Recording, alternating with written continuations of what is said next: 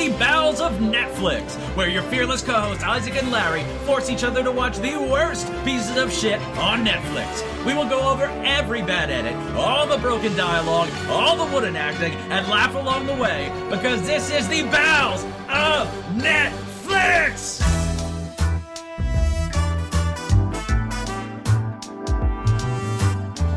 Alright, and welcome to the Bowels of Netflix. I am Isaac, and with me as always is my fearless co-host Larry. How are you doing this week, Larry? So, we're on our 5th of 5, thank the Lord, Twilight movie episodes. And what, Isaac, what is the thing we have consistently called Taylor Lautner in every one that he's been in except the first one so far? A bucket of sex. A bucket of sex, okay. So it's funny because I happened reading a Cracked article, and one of the factoids was Taylor Lautner saying, quote, "I don't want to become known as just a body. If I had to choose, I would never take my shirt off again in a movie, but I guess that's not very realistic." And I tell you, I read that basically the Monday after we recorded our last episode, and I just felt bad about it for a week. Yeah. I mean, he's undeniably a hunk. Yeah, absolutely. But then I realized that we've fallen into the exact trap that we two straight, thirsty boys have fallen into the exact trap that the filmmakers laid for us. And this poor guy doesn't want to feel like a piece of meat. So I'm going to lay off the bucket of sex thing. You know, it's not untrue, but I'm just not going to bring it up every time we say his name. We're going to talk about his fine acting skills. Oh, no, he was a terrible actor. I mean, let's not, come on, I'm not, he doesn't get a pass for his crimes. This is not the Nuremberg trials. So he's a bucket of autonomy.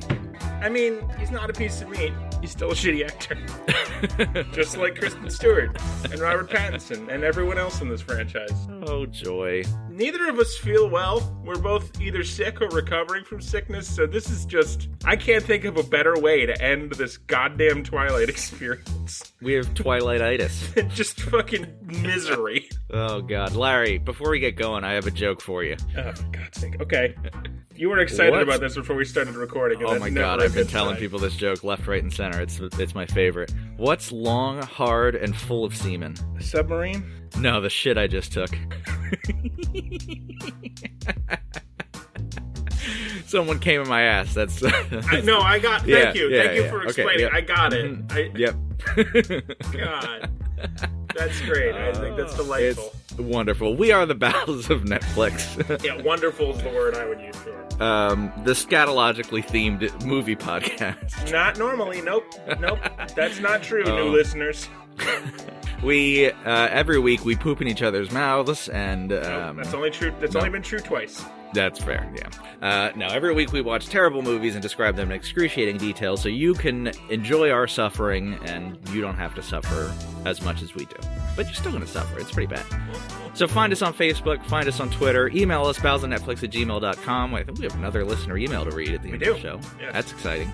People, Twilight, it's brought out the brigade. The Bowels Brigade. The Bowelsers. The Bowelsers, that's true. So do your podcast things, your ratings, subscribing. Can't believe we never came up with a better name. Your 5 stars, slap your grandmother with a wet fish, tell her to listen to the podcast. Not a dry fish, a wet A damp fish. Yeah, slightly damp, like Pizza Hut pizza damp. Like you got to towel it off with a paper towel so you don't just aren't just drinking a quarter of a quart of grease. Good old greasy pizza. Oh, so we're covering Eclipse. I'm covering, and you're sitting here doing nothing. Now, Larry, I'm a little confused because this is the 5th movie we've covered, but it's the 3rd movie in the franchise. And I'm not sure why that It's almost happened. like the dumbass who got this ball rolling got it rolling in the worst way.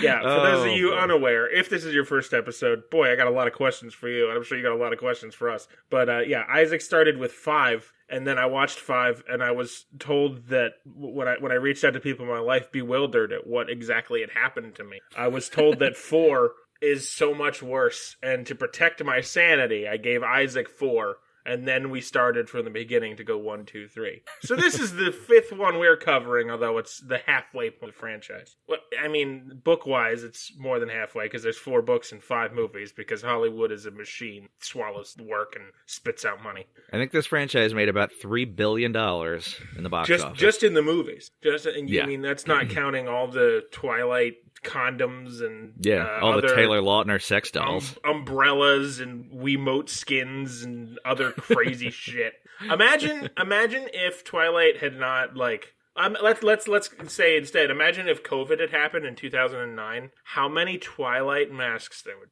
Oh God, you're right. It would be that would alone would be a multi-million-dollar industry. Jesus. So yeah. But this is a very prolific franchise that we're shitting on because it's terrible. It's terrible. And everyone knew it was terrible at the time. So far, we've done 4 movies, and out of a score of 10, the combined so it would be out of a total score of 40. The 4 movies we've watched have scored a combined total of 4. It's like this is like McDonald's. Like no one thinks it's good, but a lot of people still eat it. I think there's a lot of people that think it's good, Isaac. Well, I eat it and I enjoy it. I don't think it's good. Yeah, but I mean, a lot of people do. Obviously, you don't. And same thing. I mean, I do this for a living. I don't make any money off it, but it does feed my soul to do this show. Shovels more shit in, which powers the engine that is my brain and my heart.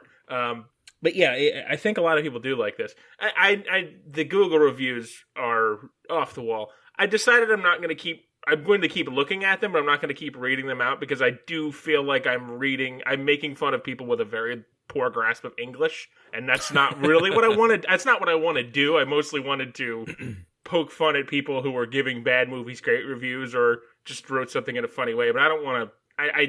I don't think that it's just all people from America.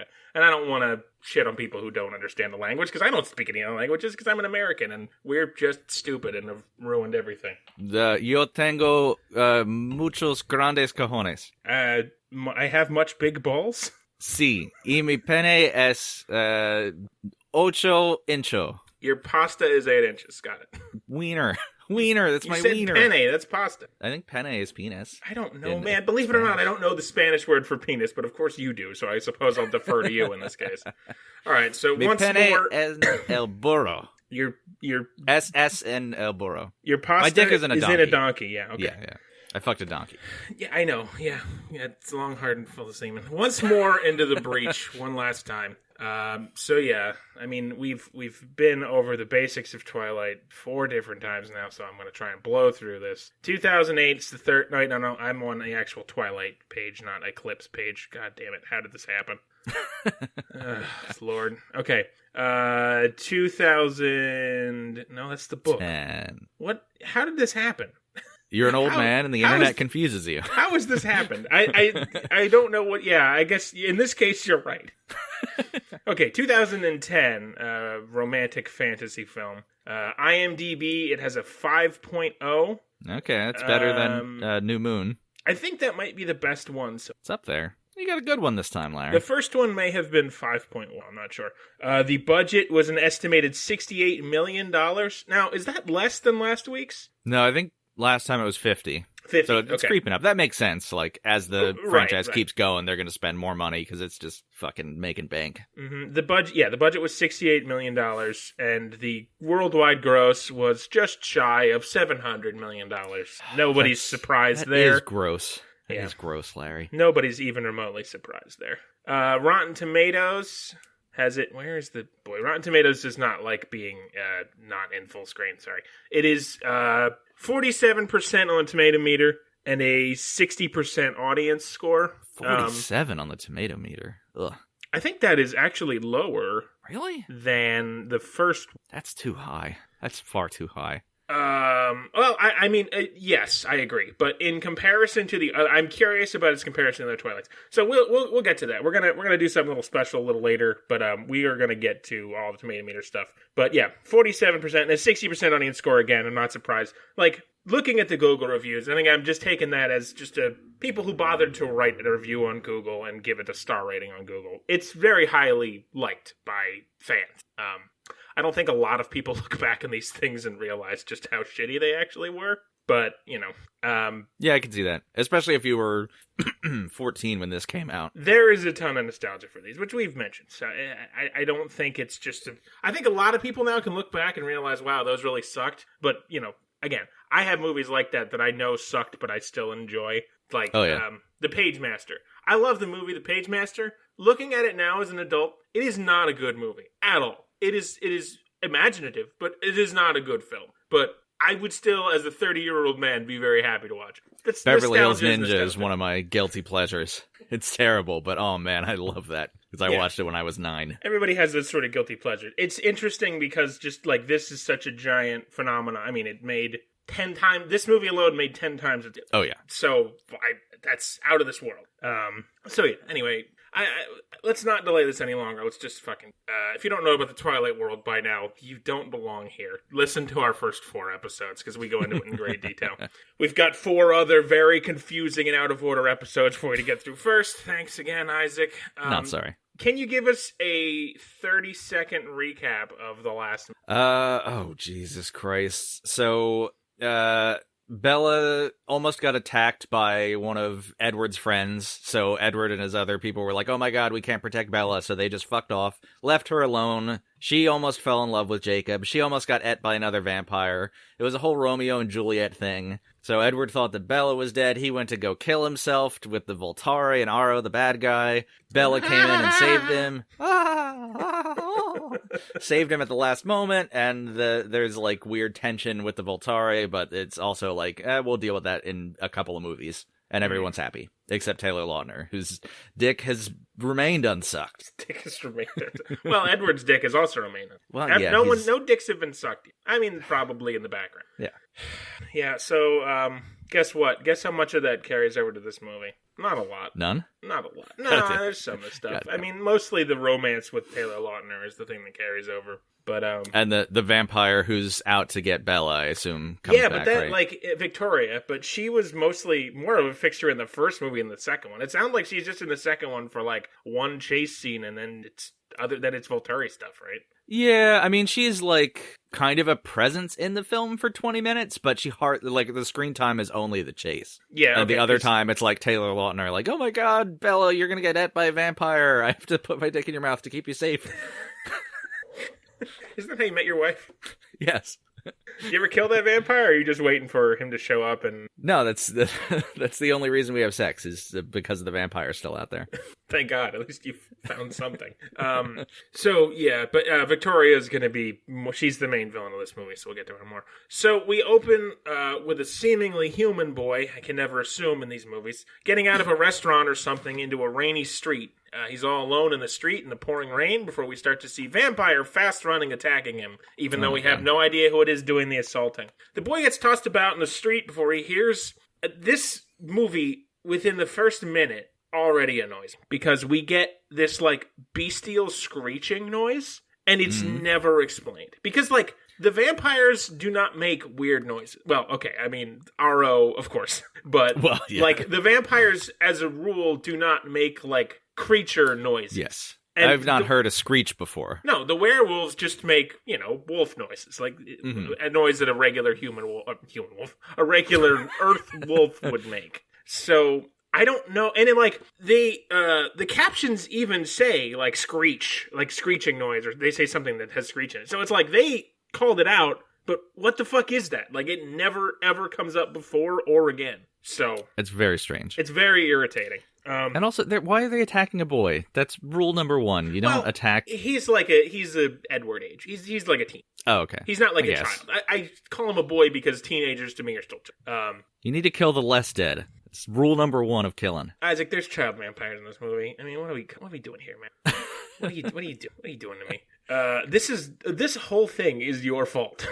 I was willing to let Stephanie sleeping Meyer's dogs fault. lie. She definitely has a big hand in this too. So yeah, and ultimately it's Christ's fault because he came to the United States and parlayed with the Indians. It's Joseph Smith's fault, if anything. So yeah, while he's like getting tossed around, eventually the fast-running vampire, who we don't see who it is, cuts him on the hand, and we'll find out shortly that this is him being turned. But to be honest, I forgot about how the venom works exactly, so I guess whatever. Fuck's sake. Oh, God. We never get the screeching noise explained. All you had to do was like, Victoria has developed a vampire... but, spoilers, it's Victoria. Victoria has developed a vampire power where she can do like a sonic screech. Like Black Canary from DC or whatever. What is with the screech? Why'd you put in the screech? It just irritates me. I don't know. Like, of all the things in this fucking stupid franchise, that irritated me, and I don't know why exactly.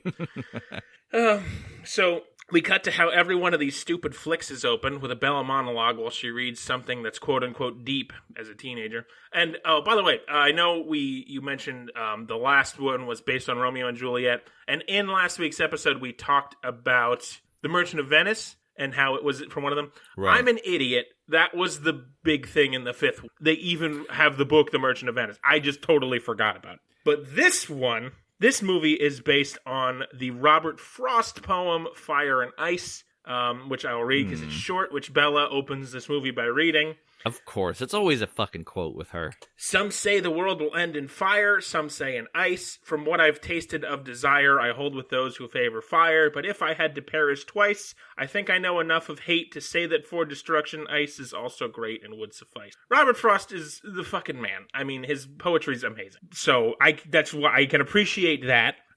Fire is Jacob. Ice is Edward.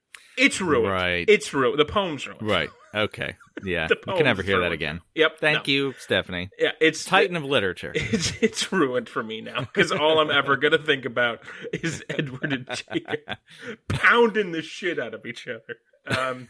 The Twilight Rule 34, by the way, it's kind of disappointing. It was only 3 pages. I expected more. And I expected more of like the putting the actor and actresses' faces over like real porn, which is kind of a thing usually from more real life properties, but it's a lot of drawings and comics, and it's kind of disappointing. I was hoping there is 1 or 2 things that are pretty off the wall and hilarious, but not as much as I'd hoped. That's disappointing. Yeah, so our old friends Bella and Edward are sitting in the wildflower field we've come to know and loathe. God damn that field. Yeah, Bella, and remember, this field has potted plants buried in it right. Because they couldn't get it right the first time. Bella is reading Frost while Edward plays with her hair and is tenderly kissing her. She tries to hold off his otherworldly seductions because she has an English final. Remember, kids, they're in high school. And, he asked her to marry him, which, if you'll recall, the end of the second movie, he asked her to marry him. Yeah, he already did that. And it is a cliffhanger. Apparently, she has not agreed. So he just keeps asking her? Yes. God damn it. Yes. Fuck this. She says no, so he asks again, and she insists she will only marry him if he changes her into a vampire. But that was the condition of him changing her into a vampire. That she has to marry him. Yeah, Isaac. They're on the same page, man. What the fuck? There's a whole movie. Is this back and forth? No. I really want to talk about Bella's obsession with becoming a vampire, but I want to hold off on that for the time being. Just save that for now. That's probably one of my biggest questions about Twilight now that we've had the vampire strength question answered for us. Anyway, they continue to go back and forth about it. He eventually says he will turn her if she marries him. She says that marriage is just a piece of paper, but he's insistent that it proves love for him. They have a semi-interesting back and forth where she keeps giving him the sort of logical teenager answers like, did you know 2 out of 3 marriages end in divorce? Marriage at my age is just a way to prove you got knocked up, etc., etc. It seems like an attempt to make Bella slightly more independent, I guess, to be not so tied to Eddie due to the fact that he's a lot more traditional. It doesn't work. It doesn't work because there's I feel like, now again, I didn't see 2 and I didn't see 4. I feel like Steph got a lot of criticism about Bella being just totally committed to Edward and having no personality beyond herself, and it's a very abusive relationship, which we'll talk about a lot soon.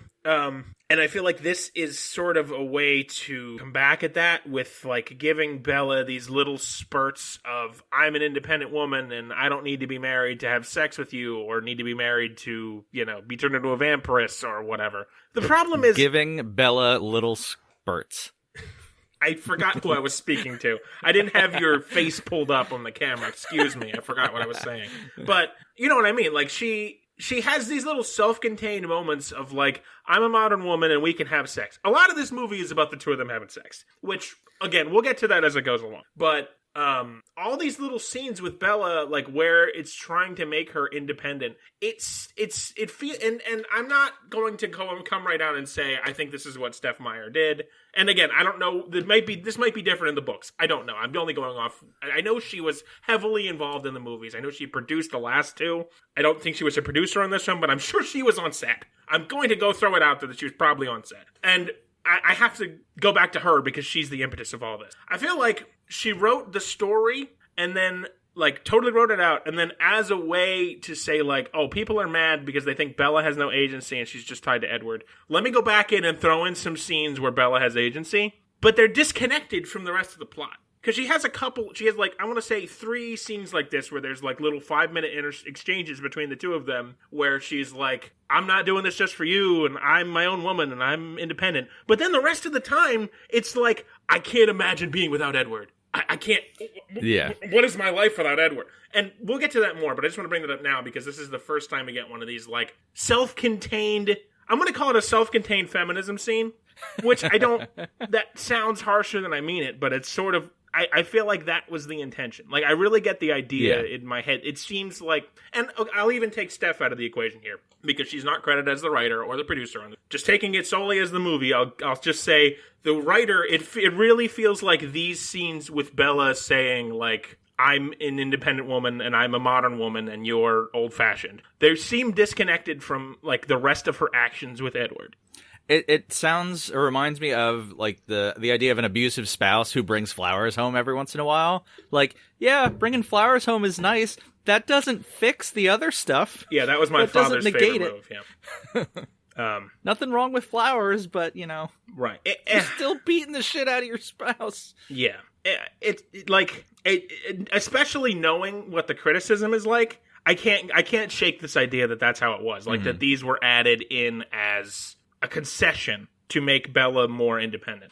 And I'm not a fan of these, and I'm coming in pretty jaded, especially now, 3 Twilight movies in, I'm very jaded. But I couldn't shake that feeling. So yeah, and by the time the 3rd book came out, I'm sure there was a team of people like coaching Stephanie Meyer on like, no, you need to do X, you need to do Y, I cannot disagree more. I'm positive there wasn't. I'm sure there wasn't. I don't think that's how it works for most writers. If she was a television writer, yes. Writing a book, I'm guessing she had very little like outside influence other than her own. Your agent and your editor and stuff like that, and especially books that big, you have somewhat of a team.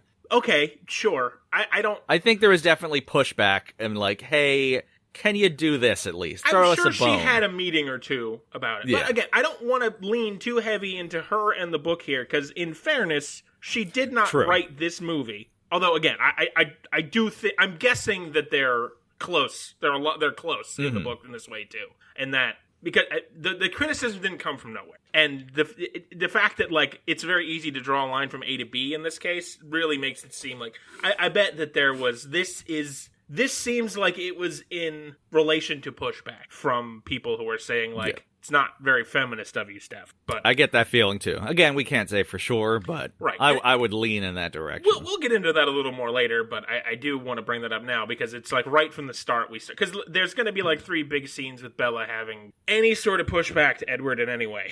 So anyway, at Casa de Bella, Daddy Bella is reading about. And I realize now I was wrong here. I thought he was reading about the unsolved murders from the first movie, but actually, apparently, there is currently a bunch of murders in Seattle happening. It's important to note right now that Forks is 3.5 hours away from Seattle by car. It's 11 hours by train somehow. But I did look it up I just put in Forks in Seattle into Google, not any specific spots anywhere. And the fastest route is about 3.5 hours. Just keep that in mind. The public rail system in the United States is a disgrace. Did you click the vampire option? Vampire fast run? I think the vampire fast run option is about 75 seconds. That sounds about right. Bella's is 70 seconds because she's so much better as a vampire. She's the best. She's the best. They're just like, you can like click the bus symbol and the bike symbol. There is a little like symbol of a guy, like the bathroom sign, silhouette with a cape. And then that's the regular vampire option. And then there's one of those with a cape and little pigtails, and that's the Bella option. And hers is just a couple minutes faster. It's a little bit better. Anyway, what was I saying? So, yeah, he's reading about these murders in Seattle.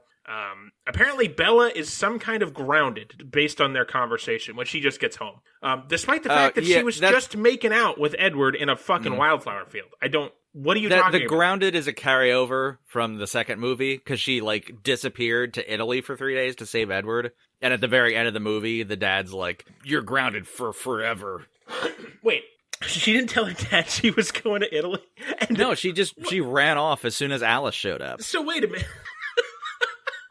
I didn't remember the plot of the second movie a whole lot. I didn't go into a whole lot of detail with that. But, so what does grounded mean then? Because she starts this movie in the wildflower field making out with Edward. He probably snuck her out of her room like a spider monkey. No, because Charlie, her dad, knows that she was with Edward because he makes some snide comment about, "Oh, you're back at 4 on the dot. He must be trying to get into my good graces." So, what are you talking about? Did they skip school? I don't care. So, inconsistent writing? In a Twilight picture, Isaac? Come on. Anyway, they argue about the events of the last movie with Charlie telling her that he wants Bella to get some separation from Eddie since she seems obsessed with him. And, yeah, that's A+ parenting right there, Charlie. Seriously. For real. His daughter has a one-track mind. Charlie offers to make her a deal. She will be ungrounded if she makes an effort to go hang out with Jacob. Because if you recall, Charlie and Jacob's dad are best friends, and he knows that Charlie guilt trips Bella into it by reminding her that when she was down about her vampire boy toy moving away, Jacob was there for her the whole time, and they had the whole bonding scene where she threw a slice of pizza at him like a lunatic. Yep, and then it turned into a wrench. Right. Charlie knows that Jacob's having a rough time. I don't know why. I don't remember if that's from the second movie or if just he's a werewolf now and it's rough on them. Hey, baby girl, I'm going to make a deal with you. I'm going to unground you, but you need to go give Jacob blue balls. Yes. That is in fact the case. So Bella kind of reluctantly tries to call Jacob, but he doesn't answer, and she tells us in voiceover that Jacob has not spoken to her in weeks. But despite that, she wants to fix things between them, but can't get in touch with him. And then she pulls out. This is a question for you. Did he write her some kind of letter? The dad? No, Jacob. Well, I don't know, maybe. She pulls out some letter that Jacob wrote her, and it's in her jeans drawer. I can only read, it's only on screen for a second. I can only really read 2 lines of it, but I ignored it. Of course you paused it and tried to read everything. No, I actually didn't this time because I figured it wasn't important because, again, this is movie. I've seen Twilight. movie 5. I know Jacob fucks a baby, so it doesn't really matter. His relationship with Bella is really unimportant to me. Dearest Bella, one of the eggs in your ovary is really calling to me. The easy bake oven that is your body is going to pop out a delicious cake, which I am going to fuck. There's a swimmer in Edward's nut that I'm dreaming about. Anyway, we're so focused on him imprinting on the egg. Is he imprinting on the sperm in Edward's balls? Why do his undead balls continue to produce live sperm? Well, they might not be live sperm. They might be little vampire sperm. Are the sperm undead? This is a great question. Mm-hmm.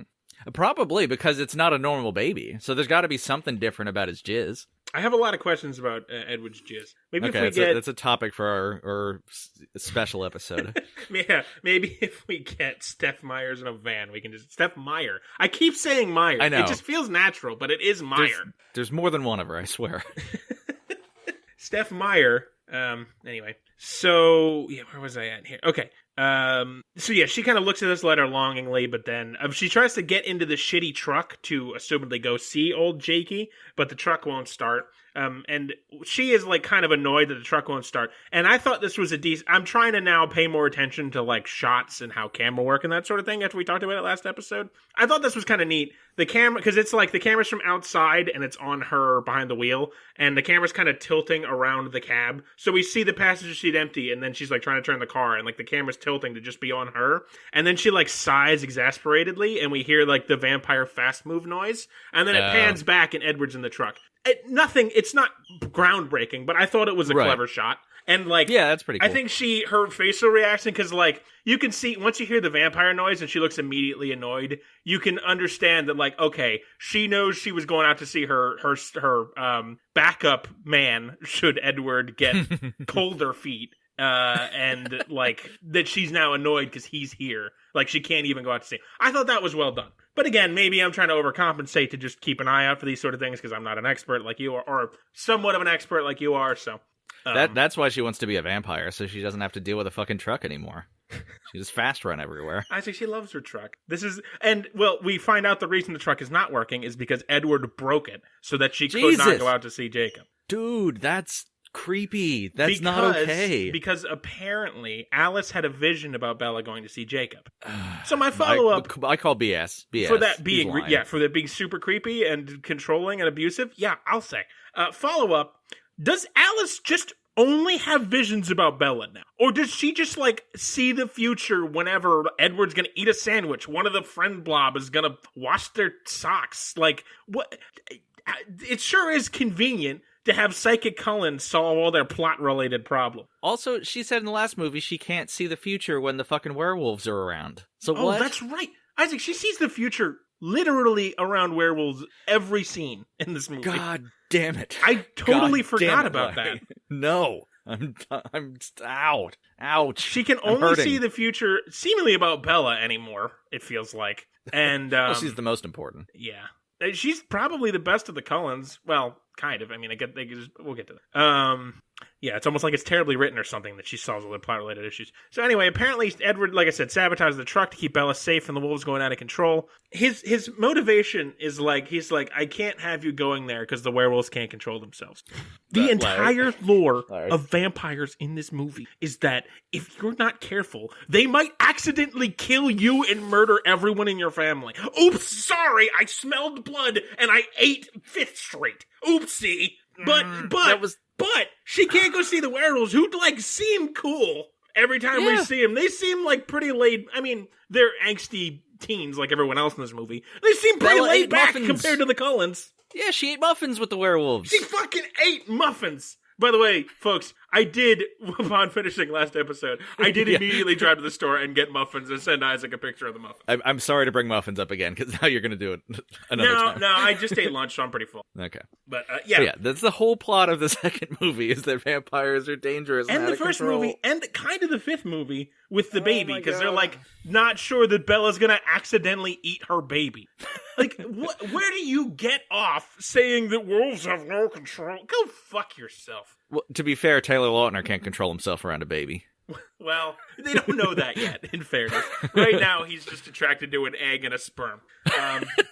At school the next day, Bella and Edward sit with the amorphous friend blob. For fuck's sake, I was hoping Veronica would kill them all in the second movie, but I couldn't get that lucky. I know too many of these characters' names.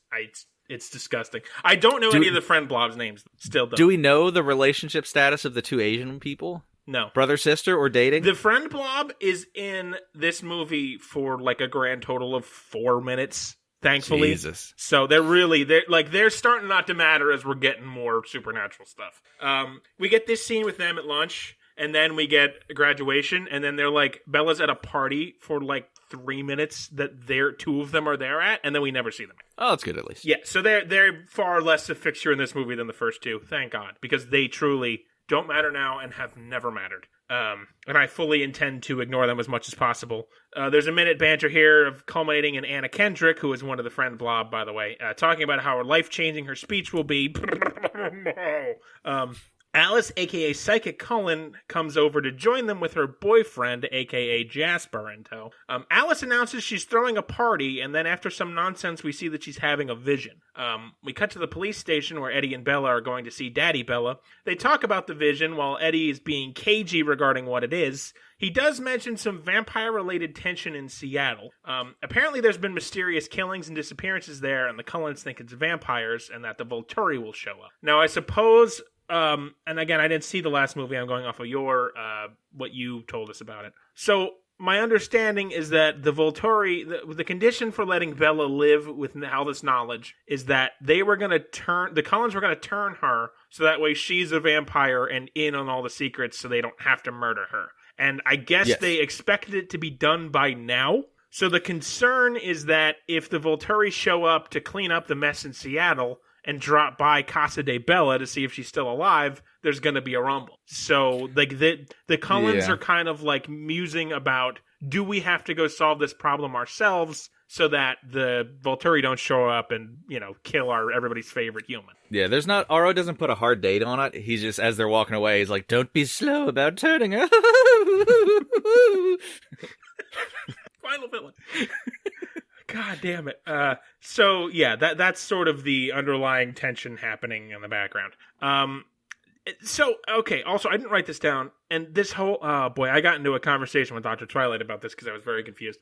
It's so poorly explained. So, God. Charlie is in the police station talking with, parents of a missing boy, and I didn't catch, maybe we're supposed to catch it here. I didn't catch it, and I didn't go back to check it. But I believe they show a picture, and it's the boy from the opening of the movie who gets turned in the street with the screeching. And he's missing. Okay. And apparently Charlie is on the case. We'll get to that. Why is Charlie on the case? Isn't he in Seattle? Oh, Isaac, thank you. Police jurisdiction corner. Thank you. We're going to get to that. I was very upset about that. It's so poorly slapped together. It's so poorly slapped together that I actually looked it up on the Twilight wiki and found out that, I can't believe I'm saying this, Steph actually did it better in the book. Because I couldn't help but notice the things about this. So, yeah. Anyway, so Daddy Bella comes out to talk to Eddie and Bella, and this scene kind of meanders to a close because Charlie, who is Daddy Bella, is sort of tense around Eddie because he knows that Edward's making his daughter fucking crazy. And Edward casually mentions that Bella got an airline ticket to see her mom in Florida, and he mentions this might be the last chance to see Mama Bella before graduation. So, this is out of Bella did not know this beforehand. This is Edward telling Bella in front of Charlie, so she has to play along. Okay. Which it's kind of, knowing currently what Edward is trying to do, it's clever on his part, but it's dumb as always. And then she turns around on him by saying, "Well, that you have to use the companion ticket that Collins gave me then." So she tricks him right back into going with. And by the way, whenever I say they use before graduation a lot, because graduation is when she's going to get turned. That is the date they've all come to. Okay. And so then, yeah. So we cut then straight to Florida with Bella and her mom hanging out by a pool, and Edward is in the pool house because, again, fucking vampire, he can't be in the sunlight. Can't sparkle. Right. Mom tries to coax Bella to come to college in Florida instead of her apparent plan she's telling people, which is to go to college in Alaska. Mom mentions she might never see Bella again if she goes to Alaska. Ha! Get it? Because Bella's going to actually be a vampire and tell everyone she's dead. Cool. Bella says the university in Alaska has a good science program. Mom immediately calls out that bullshit and says she's only going there because that's where Edward is going. And Edward, who is in the house, tilts his head like a fucking schnauzer upon hearing his name. And by the way, in that paragraph, I have misspelled the following words. Mentions Alaska, good, Bella, again, going, tilts. And yet, somehow I fucking spelled schnauzer correctly without Gorilla handsing it up, which is incredible. Jesus.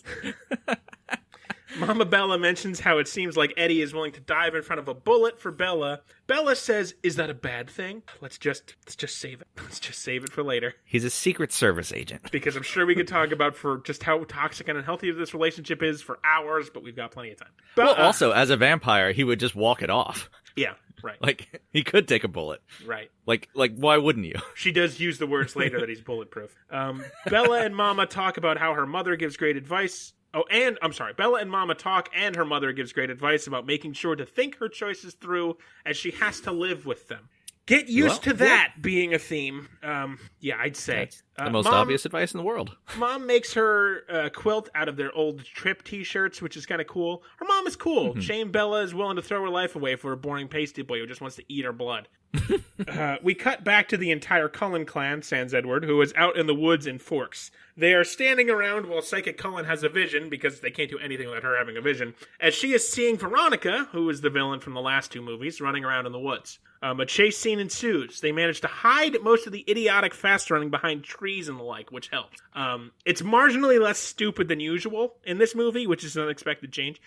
This scene is the worst for it, because there's a lot, there's going to be some vampire fighting in this movie, spoiler. And this scene is probably the worst of the fast running, but I feel like they hired a different person for this one to do the choreography, and I think it really helps. Because, there's a lot of them running through the woods, so even though they're fast running, it doesn't look quite as stupid as usual. Okay, and they're chasing Victoria, and it's fine. I don't have any real complaints about it. Usually I have a lot of complaints about, like, the vampire combat, let's say. We'll get to that later, but this was fine, I thought. One of the ancillary Cullens catches up to Victoria but gets tossed aside, and eventually Vicky jumps across the stream in dramatic fashion, which is onto werewolf territory. And since the Cullens are forbidden from being there, they keep pace on their side of the stream, while a couple unidentified wolves break from the trees, and they start to chase Vicky on that side. And since werewolves in Twilight are far inferior to vamps, they obviously don't catch her, and they don't even come close to catching her. Vicky jumps back to the vampire side, and she starts doing like a back and forth to try and keep away from people. And then one of the ancillary Cullens gets frustrated and jumps across himself, which causes the wolves to immediately break the chase with Victoria and, like, attack him. Not to death, they just, like, knock him into the water and out of their territory. And then, like, the Cullens and wolves have a standoff across their stream while Vicky easily escapes. Nice job, idiots. Fucking real great.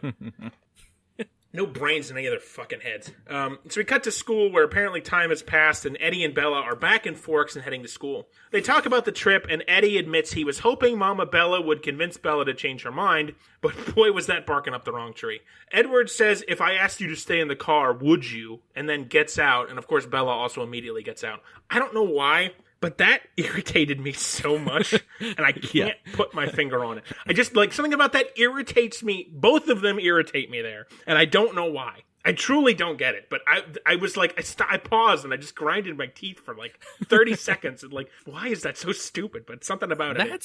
That's why you don't have any teeth. It's I was going to ask. Just bloody gums. We see Eddie asked her to wait because look who it is, our boy Taylor Jacob Lautner, standing out in front of the school. With What's the shirt status? Black. Oh, he's got a shirt. He's wearing a shirt. With his short hair slicked down wet and his black t-shirt, he looks like every goth's fantasy. I guess this is his Bella doesn't love me, so now I'm in brooding mode phase. Don't worry, Jacob. She's cooking up a prime cut of baby in her womb, up in her womb for you as we speak. That little leg in her womb is going to grow up to be as sweet as whatever the fuck wine vampires or werewolves drink.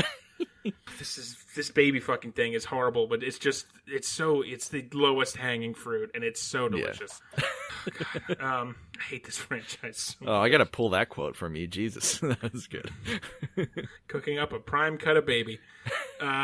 So our three protagonists all meet up in front of the school. The boys passive-aggressively argue as Jake warns Eddie about the incident with Victoria in the woods, and Jake warning Eddie to keep the Cullens off Werewolf Land, which sounds like a theme park I don't want to attend, and drops the bomb to Bella that Vicky is back in town. Bella is pissed about Edward lying to her and lays into Jake for not calling her back. He tries to emo his way out of there, but she insists on going with, brushing Edward off as she hops onto the back of Jake's motorcycle with him to go hash out whatever weirdness there is between them. Jake grins because he's getting to be with the literal most boring girl in town before saying, hold on tight, and I swear to God, if he would have followed that up with Spider Monkey, I was never going to record the show again.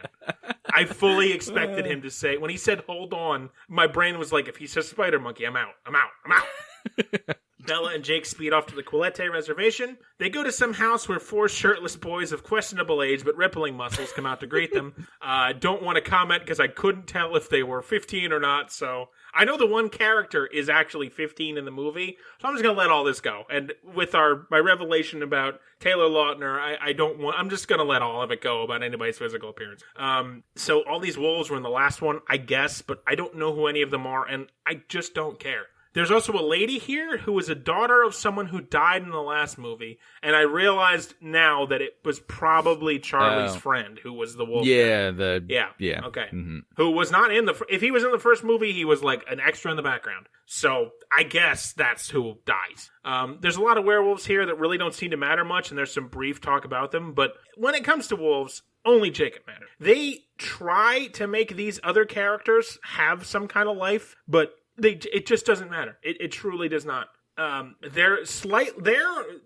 werewolves are less important than the ancillary Cullens and more important than the amorphous friend blob. So I'm pretty much just not going to bother with them either because what's the point? I couldn't identify. There is like a leader werewolf. I could identify the leader only because he's in I think his name is Sam, and he is in slightly more scenes than the rest of them. But and in 4, there's There's a couple werewolves that matter and do different things, but in 2 there was none at all. Yeah, the daughter of Charlie's friend is like gets a couple of lines, and I feel like there's talk about her. Well, let me go into it. Jacob starts talking about this werewolf love triangle and how because the werewolves all have telepathy with one another, they all have to like live in the negative feelings of the love triangle.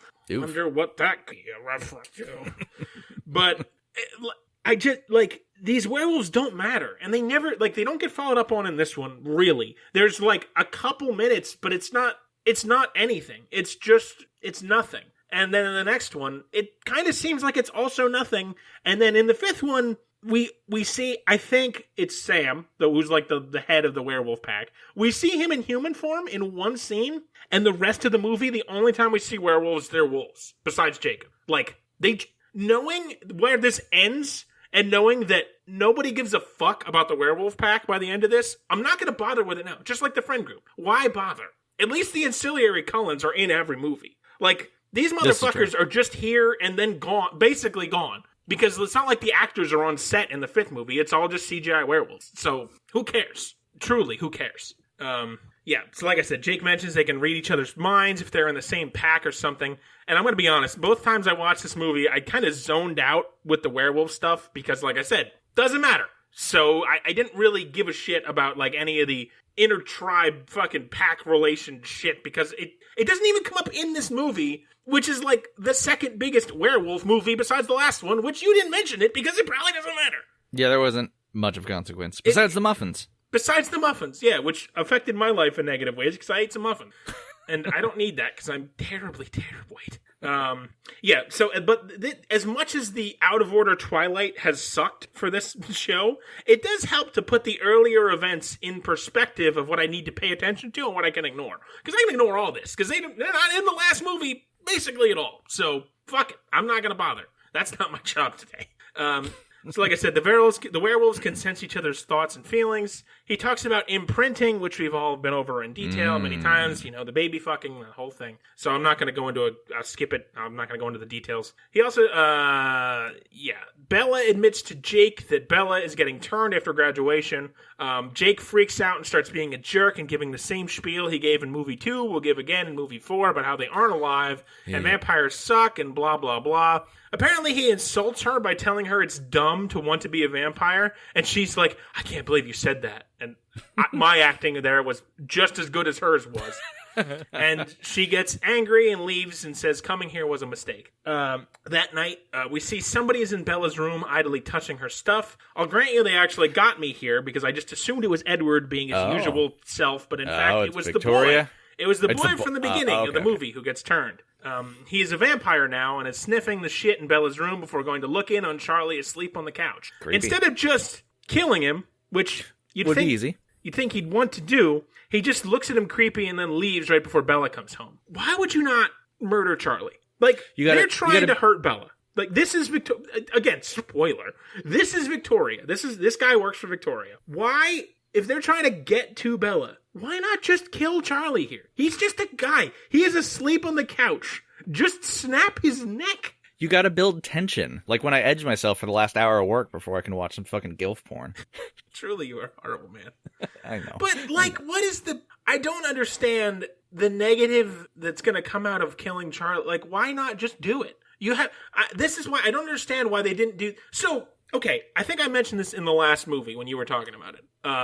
I asked, like, why has Victoria not just killed Bella and Charlie? And you were like, well, the wolves won't let him get there. And then my counter was... I tried to listen to that yesterday so I could be up to date. So I've got it in my head. I didn't get to finish it. And your counter was like, well, the wolves won't let him get to her. My counter to that was, well, it's not like the wolves can just chase Veronica down the street in wolf form. They're, like...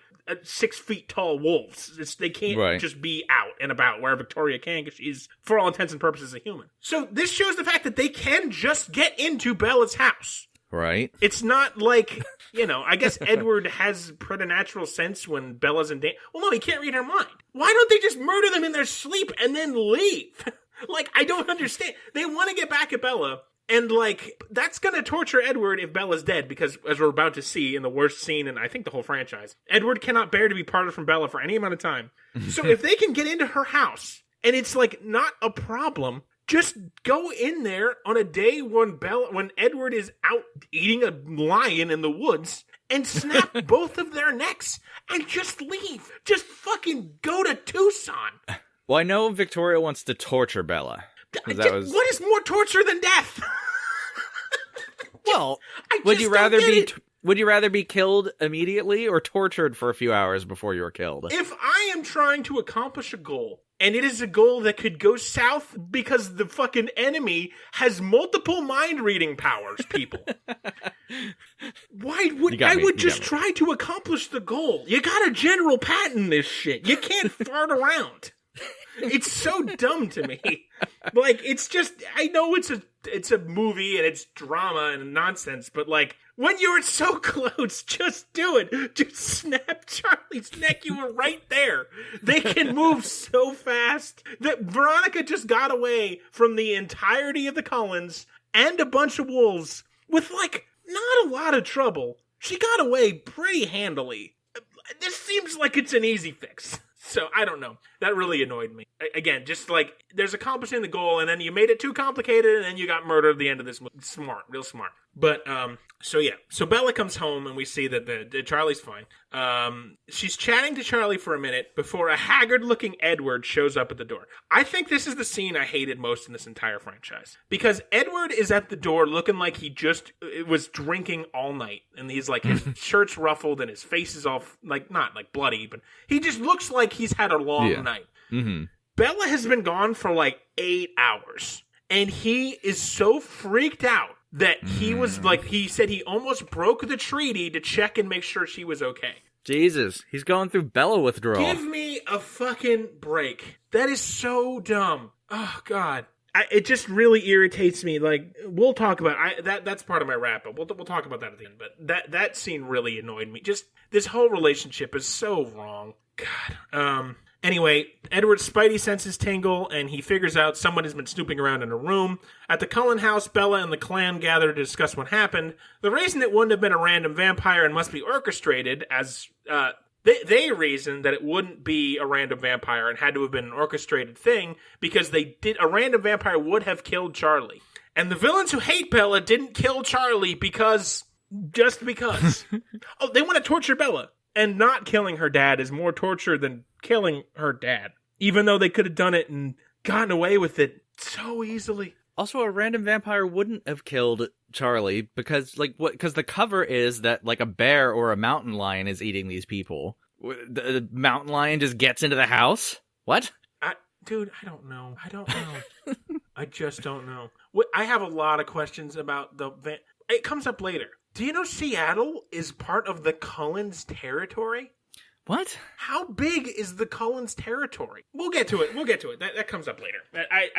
I'm just everything about the villains irritates. Everything about everything irritates me. Oh my God. So, yeah, the problem is they can't figure out who the villain is because Psychic Cullen hasn't seen Victoria making any of these moves against them. And since everybody is 100% reliant on Psychic Cullen to wipe their own asses, they don't have a clue as to who the culprit could be. Daddy Cullen orders Bella to be protected, while the blonde lady vampire from the first movie, who was kind of snobby and then broke the salad bowl in a further fit of snobbiness, complains about, like, being Bella's bodyguard again.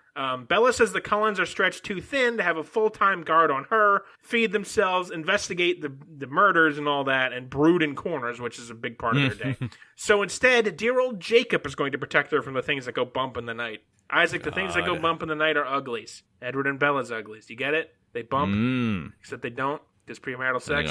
Gonna make a baby. And then Jacob's gonna fuck it. Speaking of, next day, Jacob investigates the intruder stink in the house and taunts Edward about how he's going to track down the intruder, and the two boys get into a little spat. Bella declares that, quote, from now on, I'm Switzerland, which, okay, sure, what are you neutral about? Who are you going to smash with? Is that what you're neutral about? I get the reference to neutrality, but what does that mean in this context? You're neutral, in what form are you neutral? You're not neutral, you're with Edward. What, are you just going to hold the world's money so you won't be seized by Hitler? Is that what you're neutral about? One of the Cullens had to be a Nazi. I'm just throwing it out there. One of the Cullens was a Nazi. Yeah. One of the Cullens was a Confederate, which we're going to get to. We see a short montage of the next few days where the wolves and Cullens take turns guarding Bella, the hottest piece of supernatural ass there is, as always. We get the scene that I actually do hate the most, because for only a second I thought like Steph Meyer, and I hate it. And I think I mentioned this last time, but at one point they're driving to like hand off Bella between boys, and Jacob is sitting on his car with no shirt on, and I thought and wrote the line, it's like Jacob is allergic to shirts, and then the next thing that Edward says is, does Jacob not own any shirts? And I just thought, God damn it. For one brief second, Steph Meyer and I intersected, and I hate it. Anyway, as Edward is about to drop Bella off with Jake, he makes sure to passionately kiss her in front of Jacob, marking her as his property forever and ever, and no takesy backsies. Jake, not to be outdone, turns into a werewolf and pisses all over Bella, marking him as his territory, marking her as his territory forever and ever, no takesy. For real though, Jake is like touchy-feely with her, and Edward drives off in a huff like a petulant child, because he is a petulant child. Bella and Jacob are hanging out on the reservation while Edward is off hunting. Jake takes Bella to a tribal council meeting to hear the werewolf legends and stories. We get the history of the Quillette tribe as it pertains to Twilight, which of course has basically nothing to do with the real-life tribe, which has been screwed by the United States government, which, what a shock there. The story is about the first vampire and werewolf interaction after a Victorian vamp, like this is back in the oldie times, killed some tribe folk and the wolves fought it, which of course leads to a lady vampire attacking the Quillette village and the tribespeople trying to fight it off. As much as I'd like to just brush past this, I need to bring it up because it comes up later. So this, like, the Victorian vampire kills some tribespeople, the wolves kill him, and then his mate comes for revenge and starts killing all the people in the village, and there's one wolf left, and he is, like, about to lose to the lady vampire, and he's the tribal chief. So his third wife stabs herself in the chest with a knife so that the blood will distract the vampire, and as the vampire comes over to drink the blood, because vampires they smell blood and they lose all focus on anything else. While she is going to drink the blood, the werewolf kills her. Remember that for later, because it's Why would you have to stab herself in the chest? Why not I think it's almost like you have my same exact question. Especially when we see how Bella's going to handle it when she's in the wheeler. We get it. And why would she know that would work? This is technically the second time they've seen a vampire. So the first time, like this interaction, the story starts with like some tribes folk wolves come out and see this vampire standing over some tribe folks' bodies, and they immediately attack him and fight him, and one of them dies and they kill him, right? And then the next thing that happens is like, however much time later, that vampire's mate attacks the tribe and is like killing everybody in the tribe. How did they know, if this is their first real interaction with vampires, how did the third wife know that the smell of blood would distract this lady vampire to absence of all else? Like, how did she possibly know that blood was the thing that made her crazy? Because so far, this is the first time this is the first time she's seen a vampire. And this vampire has not, like, been stopping to drink blood. She's just been, like, snapping necks in the tribe for, like, 10 minutes. It doesn't make any goddamn sense if they don't know what vampires are. Like, I get if this happened. I get when Bella does it. Like, okay, she knows how vampires work. So right, yeah, but this person wouldn't know the lore. Right. This lady does not know the lore, but figures it out, and it works because vampires are professional wrestlers, but I'll get to that thesis later on. We get a brief cut to Seattle here, where we see a group of what we're going to learn are newly turned vampires, are kind of roaming around in a warehouse, vaguely fighting one another, while led by the Snooper from Bella's room. And I realize that I'm in love with calling a character the Snooper, so I'm going to call this guy the Snooper for the rest of the movie. I'm very okay with that. And I might name my penis the Snooper.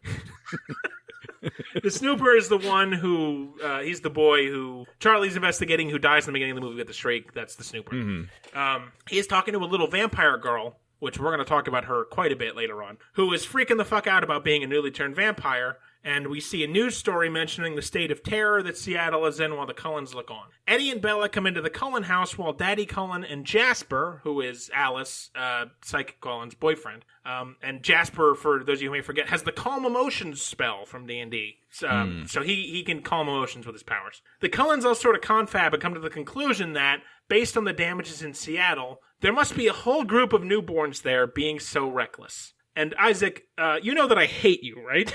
Yeah, okay. I'm aware. So, as our dear listener Michael explained to us via email, thank you again, vampire newborns are the strongest form of vampires, and they have the craziest amount of bloodlust, and their strength persists because they still have human blood and tissue that's not fully turned yet. And for a couple of months, they're stronger than other vampires. And while this does explain the thing I was so crazy about with Bella, why she was so much stronger. Okay, that does explain why she's so much stronger in the fifth movie than the rest of the vampires in the house, because she's a newborn, she's got newborn strength. Okay, fine. But there is constantly in this movie, it talks about how newborns are basically just ravenous beasts with no control. And yet Bella is like, fine. So I still have complaints about fifth movie Bella's strength. We're not done. We'll get to that eventually. But I'm still irritated about it. So Daddy Cullen and Jasper reason that they have to stop this before the Volturi do, and then the Volturi the Volturi do not show up and find out that Bella hasn't returned yet. And again, I'm kind of operating on the context you've heard the last 4 episodes. If you haven't, the Volturi are the vampire police. The Cullens everybody crossed paths with them in the last movie. They're kind of dickheads, and they want Bella to be turned so that she doesn't reveal vampire secrets. The Volturi they make sure that humanity doesn't know vampires exist. Yep. There are other vampires who keep the secrets, and they're dickheads about it. God, there are a lot of people that are supremely patient with Edward and Bella, just fucking everything up by existing. Like, whole big groups of people are very patient with them. Edward points out that maybe the Volturi are behind this newborn army. In Italy, he read Ottero's mind and knows that Ottero wants Eddie and Psychic Cullen to be part of his crew. And in case you forgot, Ottero is this guy. I think we got to find a way to keep using that laugh. Oh my god, endlessly. We'll just put it in the beginning of the show. I cannot. That laugh tickles me so much. We gotta find a way to keep using it. I don't know how yet, but so Edward thinks that maybe Otto is doing this to fuck with the Cullens and kill them all, so that it's down to just Eddie and Alice, and they will join him.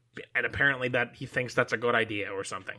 Back at home, Bella finds Charlie's looking at a missing poster, and we see that it's the Snooper. And Charlie mentions that he's been missing for over a year.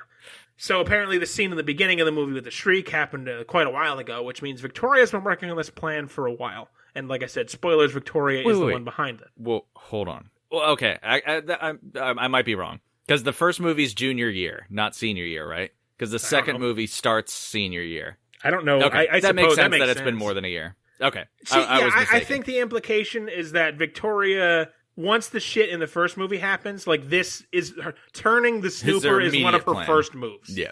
Okay. So, yeah, I think... Right, the timeline adds up. Right. I think it does, and we're just lazy about that. Also, I don't give a fuck. And also, like, a lot of times it seems like these movies happen in consecutive days, and then we find out, like, oh, like a month happened in between. Right. And there's, like, that whole scene in the second movie where, like, she's Edwardless for, like, 6 months or something, right? Yeah. So, yeah, time has passed. Okay. And this has been going on for a while, apparently.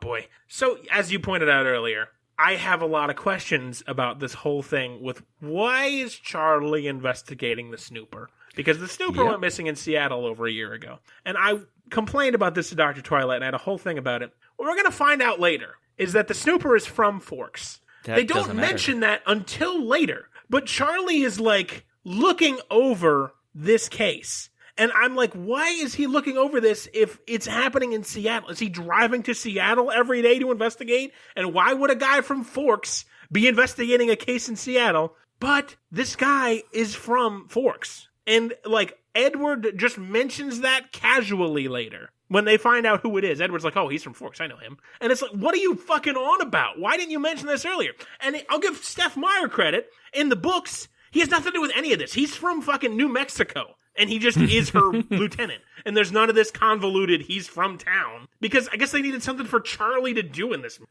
Yeah, but the crime was committed in Seattle, so Charlie wouldn't be able to just get the police reports. It's a missing person. And, like, the parents were in his office. Which, when I thought he was a kid from Seattle, I was like, why the fuck are people in bumfuck nowhere Forks? Which is so far... Why would anyone come to Forks? Like, what are you on about?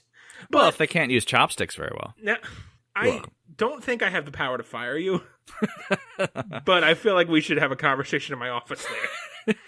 Oh, God. But yeah, so it does make sense, gigantic air quotes, later on, but it's just like, why didn't you mention he's from Forks before? Because the crime took place in Seattle. It's very obviously in Seattle when he gets murdered. So it's dumb. Oh, God. That night, Bella and Eddie are lying in bed clothed while Bella is trying to figure out what to tell people when she's turned and presumed dead. They talk even more about the choice to be a vampire and Edward trying to dissuade her from it. He doesn't want her to do it because then she has no soul. Bloody, blah.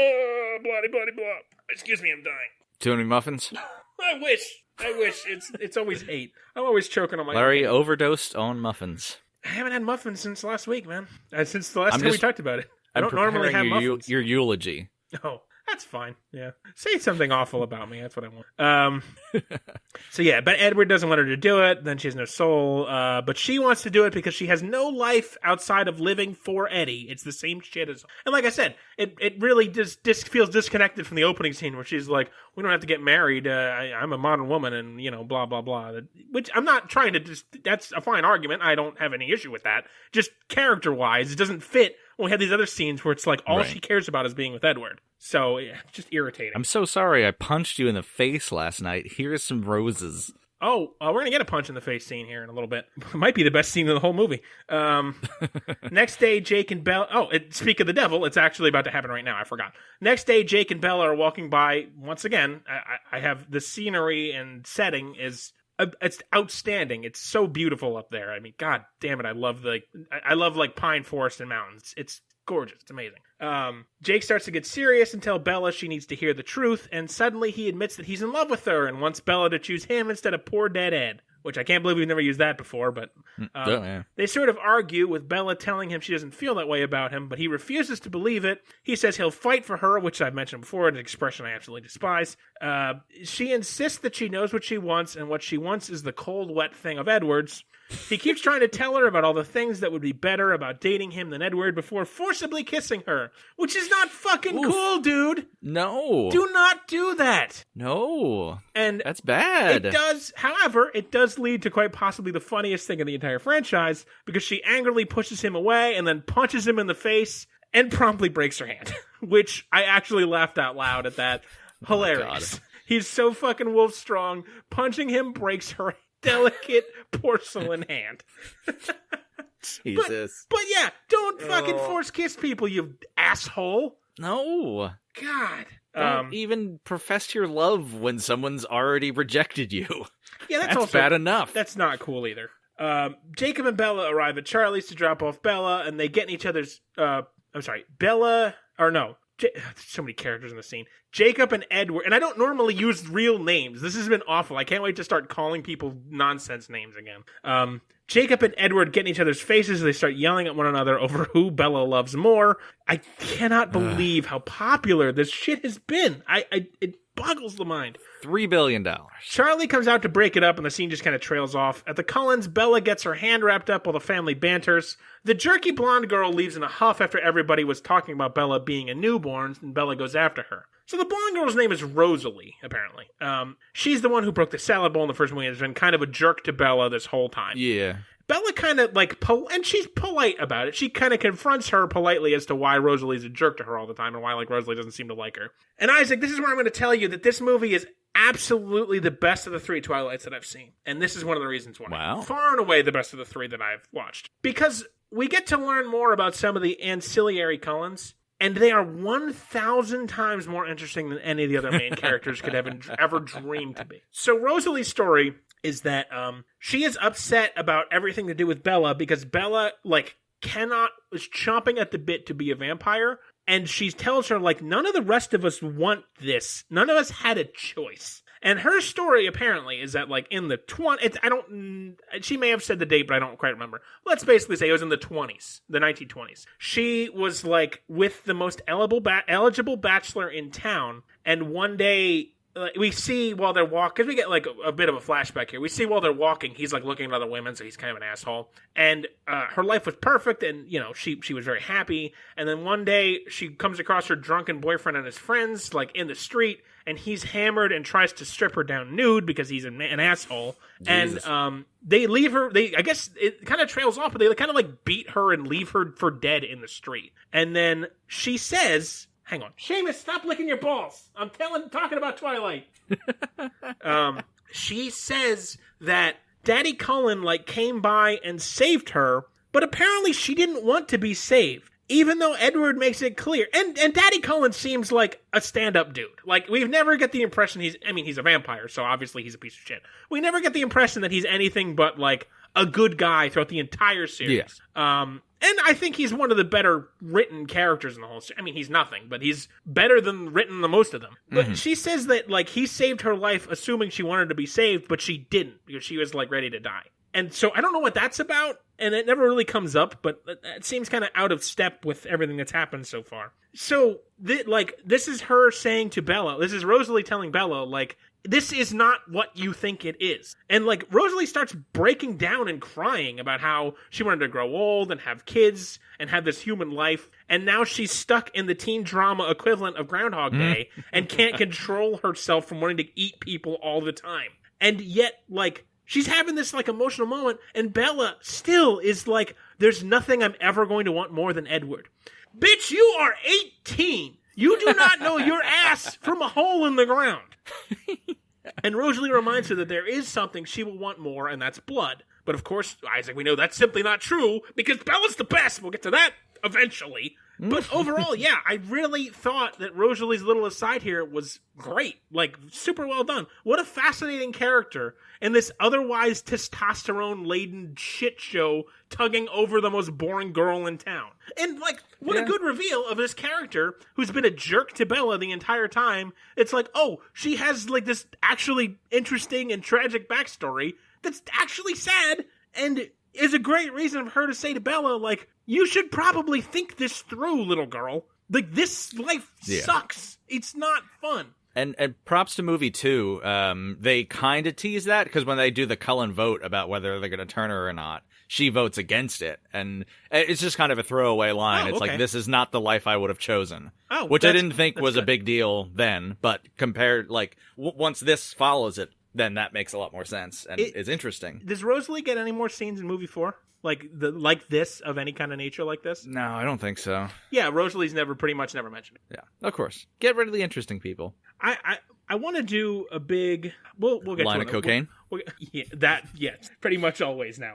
We'll get to it a little later. But yeah, I really liked this whole. I mean, I hated the bit with Bella. God fucking damn it, I hate Bella. But I thought this was, like, super well done, and how they, like, did a great job of this of fleshing out this character who has been nothing and giving her, like, a legit reason to say, like, this is a counterpoint to wanting to be with Edward forever. Oh, boy, God, I can't think of a worse fate than I'd rather die 1,000 deaths. But it's just, I thought it was well done, and then it just gets thrown away like it's nothing. But again, we'll get to that. God, but that is one of the things that makes me say for certain this is the best of the Twilight movies that I've seen, far and away.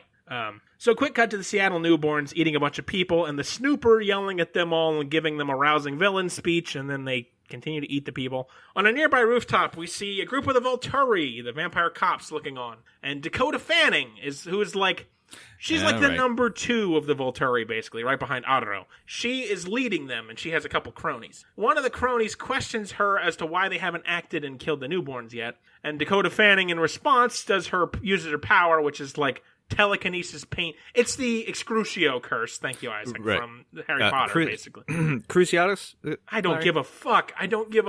You tell me. I'm probably combining 3 curses. It's the one that gives you telekinetic pain. It's the Cruciatus curse, and the actual spell is Crucio. Okay, it's that one. Excuse me. I appreciate your apology. I wish I had a fart so I could fart into the mic at you.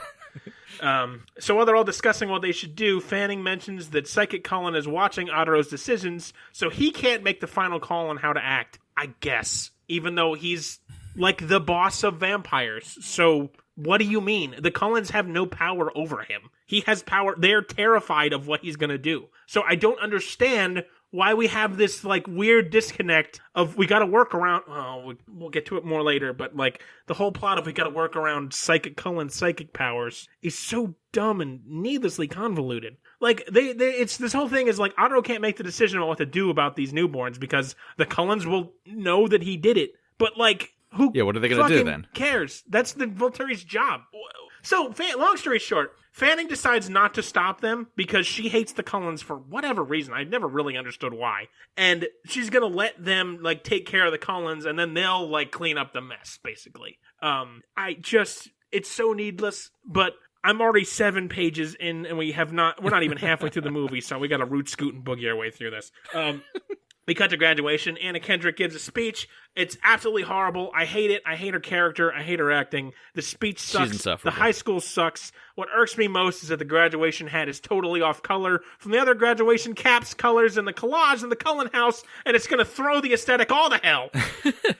There's some kind of party happening that Bella attends after graduation, but I don't think it's the one Alice was talking about, but also, again, who gives a fuck? Of course, Jake arrives with some of the Wolf Boy cronies in tow. They argue for a bit about him kissing her and why he's there. He apologizes for being an ass and gives her a graduation present, which is a wolf charm he apparently made. Not sure I buy that, but whatever. And by wolf charm, I mean like a charm bracelet charm that's in the shape of a wolf. A charm bracelet, you know what a charm bracelet is. Yeah. Right now, I'm just picturing, like, he gives her, like, a wolf paw, like a rabbit paw, and then we just pan down and see his hand is missing. That Just would a be bloody way, stump. that'd be way funnier. Suddenly, Psychic Cullen, who's at this party, has a vision of the Snooper making all the newborns sniff one of Bella's shirts that he stole when he was on the night of the Snoop, and the entire Cullen clan gathers to discuss the coming war. Apparently, Snooper is bringing the newborns to Forks to assault the Bella faction. Psychic Cullen mentions that she didn't recognize anyone there, but Edward casually reads her mind and mentions, "Oh, the Snooper, that's a local boy," which we've already talked about. Again, I was really irritated about the whole thing, but yeah, whatever. You could have mentioned this earlier, that he was a local boy. But apparently Jacob and his wolf cronies are also at the meeting, and the Cullens explain what's going on. When Jake learns they're after Bella, he and his boys offer to help fight the monsters. Edward is reluctant but agrees, and Dr. Daddy Cullen formally makes the agreement and defers to Jasper on how the fight is going to go. Apparently Jasper is the best fighter among the Cullens by a large degree, like to the point where even Daddy Cullen is like, yeah, I don't fucking know how to fight newborns, that's Jasper's thing. So this somehow never comes up in the first movie or the fifth movie. And in fact, in the fifth movie, when they have the big climactic fakey fake fight that happens in Arrow's mind and not in real life, Jasper gets killed like super easily and unceremoniously to the point where I don't even know his name in that movie. He just shows up with Psychic Cullen, and when the fight breaks out, he is like the second one to die. Even though in this movie, he is absolutely the best fighter among all the Cullens. To a large degree. God, there's so many things. I mean, in that fight, a bunch of wolves die, but nobody gives a shit about the wolves, so especially not Steph Meyer, so who cares?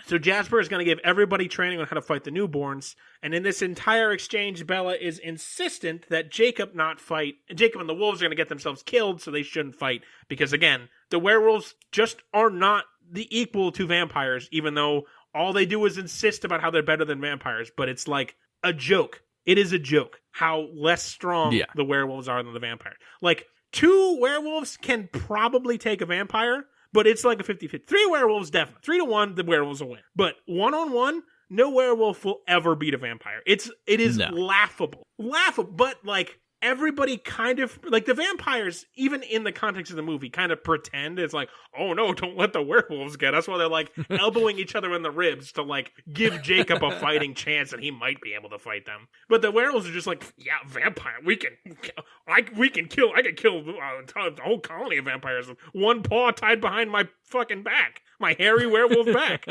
But like, it's such a joke that they need numbers to overwhelm even one vampire. Mm-hmm. And it's just so stupid. God.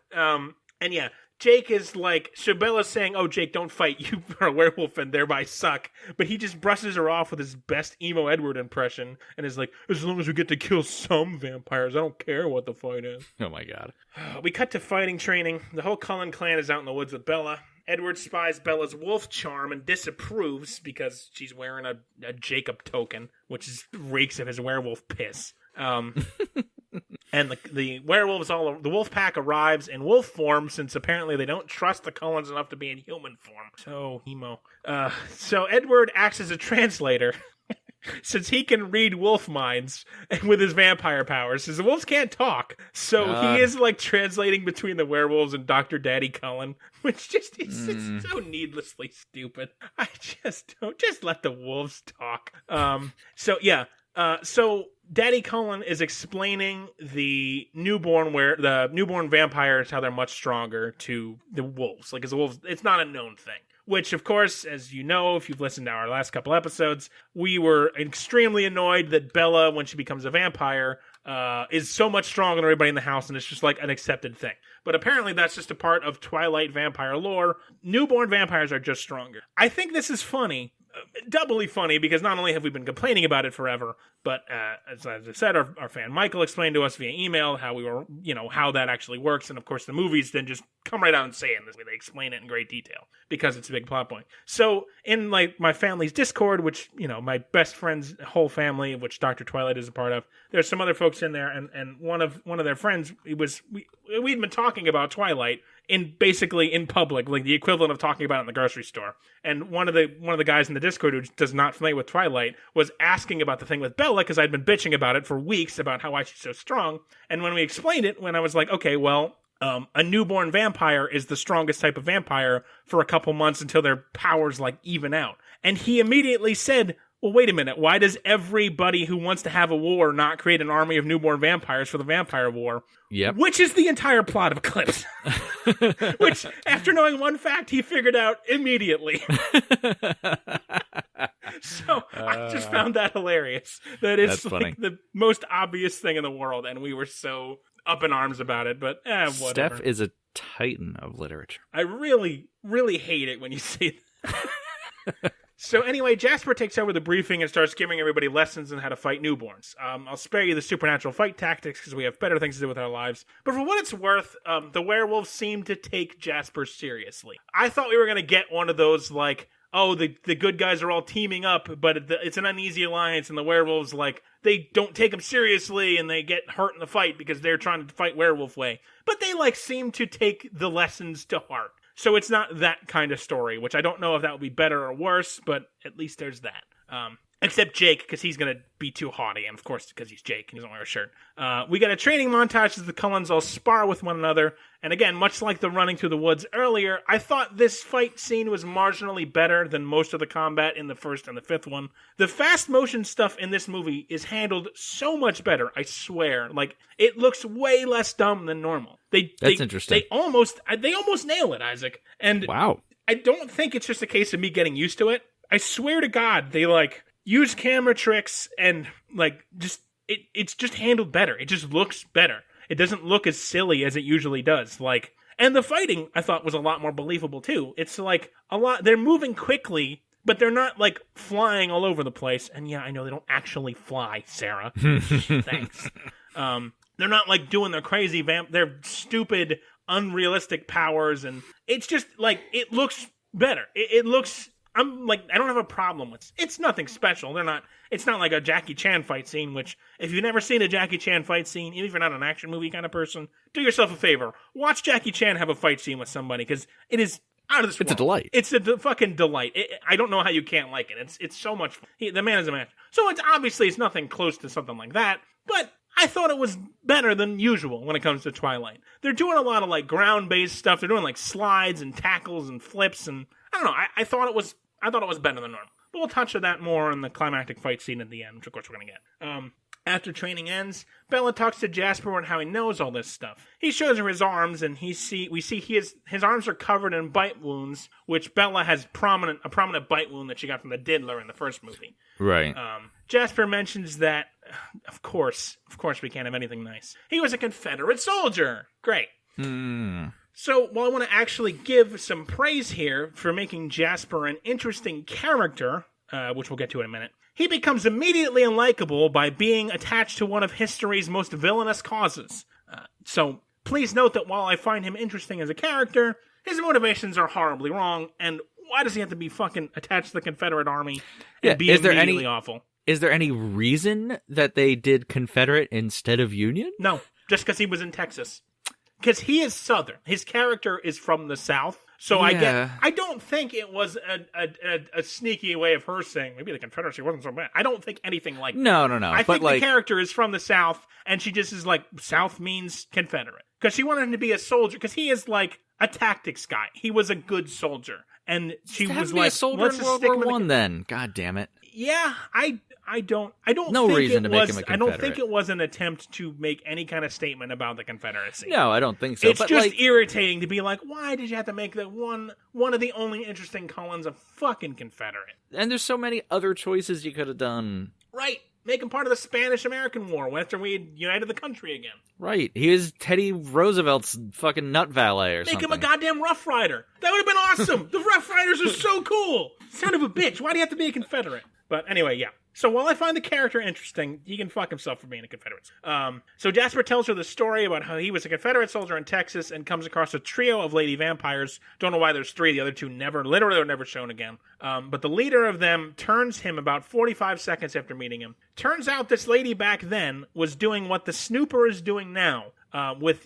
She's making armies of newborn vampires and then sicking them at her enemies. But the difference here was that she had Jasper's control emotions spell to keep the newborns in check because they were like, they could go crazy too easily. So he was keeping them docile. And also, it was his job to kill the ones who outlived their usefulness when they ran out of newborn strength. He would kill them. These are the dumbest movies of all time. Jasper thought he was in love with the lady vampire, but of course realizes she was just using him. So yeah, they made Jasper somehow kind of interesting, which is just neat compared to the white bread with nothing on it that is our main trio. Again, I enjoyed them giving a character something beyond just, I love Bella, and that is the only thing you should care about. Would have been a lot cooler if it wasn't a goddamn Confederate, but, I can't have anything I ever like. So Bella has a dream where she kind of, envisions, she's remembering the story Jasper told, but instead of the lady who Jasper worked for, it's Victoria. And she kind of puts two and two together that's why Psychic Cullen can't see what's happening because Victoria's pulling the strings but not making the decisions, so she can't be fucking seen with future sight. It's like Steph wrote, she had the idea of what she wanted to do, but then realized oh wait, Psychic Cullen just breaks everything because she can just see whatever's going on anywhere. Don't make Psychic Cullen so strong. It's not necessary. It's just so stupid. It just and needlessly complex. Limit her power some way where it's not at control. She sees the future in dreams and she can't control what she sees. Right. That's all you have to do. But there's so many scenes. Everyone is reliant on Psychic Cullen to know what's going to happen next in the plot to how to react to it. Mm-hmm. Nobody ever figures out what we're going to do to stop this. It's Alice will have a vision about it, and then we'll just react then. God just damn it. so lazy. Christ, so much to go. 8 pages in, only halfway through the movie. Jeez. The battle is looming. Apparently the plan is for Eddie and Bella to hide out in the mountains, away from the battle group, so dumb Bella doesn't accidentally get murdered in the middle of the fight. The big three and Jasper show up at Jasper's battlefield, and everybody figures out that Jake will also need to go with Bella and Eddie to mask Bella's delicious scent with his own wolfy stink. They test it out by having Jake carry Bella in his arms, over the threshold style as he runs through the woods. As a human, again, no shirt on, mind you, poor Taylor, to see if the vampires can smell him. While they walk, Bella and Jake talk, and there's werewolf pack stuff that I'm ignoring. Jake could have been pack leader, I guess, but doesn't want to, because of course he's got to be humble. They talk about their relationship. Jacob continually insists that he knows Bella feels something for him, and she basically just stops responding to him, but also stops denying it because he's actually right. Although, just stop it. Stop it, dude. You're like one of those internet good guys, nice guys. Yeah. Finished last guys now. Stop insisting that she loves you. Yeah, okay, you're right, but, be cool. Don't be a dick. You know what we just need to do to fix the whole incel culture? Just give each one of them a baby. Well, it certainly fixes Jake. Back at Casa del Bella, Psychic Cullen is taking care of Bella's alibi for the coming battle, and we see her and Charlie hit it off right away. I'd love to see that romance. No Rule 34 of that I saw, but that's the romance I want. Charlie and Alice, give it to me. I need to stop. I need to get out of Twilight. I gotta get away from these movies. Inside, Bella and Charlie start talking again, and it's pretty plotting here. Bella is subtly asking him about marriage while she's trying to figure out what to do with her own life. Eventually, this evolves into Charlie awkwardly giving Bella the sex talk. It's nothing groundbreaking or anything, but it's a genuinely cute scene between a father and a daughter here that wasn't as terrible as usual when Kristen Stewart is trying to act, which... It's nothing special, but again, a scene I didn't mind, which in Twilight is very rare. Usually the scenes in these movies are so junk, but so far we had a couple things that aren't terrible. This was given a cute the sex scene. talk to someone a few weeks before graduation, not a little late. Well, that's the context is Charlie is like trying to awkwardly give it to her, and she's like, "Yeah, Mom told me how dicks worked 10 years ago," and he was like, "But it's like it's not meant to be." It's like Charlie trying to fumble his way through being an awkward dad. It's cute. Yeah. It's not meant to be. She knows how penises and vaginas work. Yeah, we get Dad, that. I know how dicks work. They control the global economy and oppress everyone. Yeah, pretty much. Well, no, this is not one of her feminist scenes. So, but yeah, so it's just cute. It's a cute father-daughter thing. I didn't hate it, which in the Twilight movie is astonishing. So I thought I'd mention it. Bella ends up alone with Eddie in the Cullen house that night while the rest of the Cullen clan is out hunting to quote-unquote power up for war. Actual line Alice uses. Eddie puts a heart charm on Bella's charm bracelet, again making sure to mark his territory over Jacob's stinky wolf pee. Again, I want to try and speed through this quickly if I can, only because I am running out of steam at this point. Bella talks about getting turned again, because of course she does. She says she has her own condition to name since he has been making all the rules up to now. And this is where we get another one of the Bella is trying to be her own person scenes here. Feminism! So instead of telling him the condition, she just tries to fuck him before he realizes what's going on. What? And she says, I have my own condition to name before we get married because you're naming all the conditions. And he's like, yeah, sure, what is it? And she just starts trying to fuck him.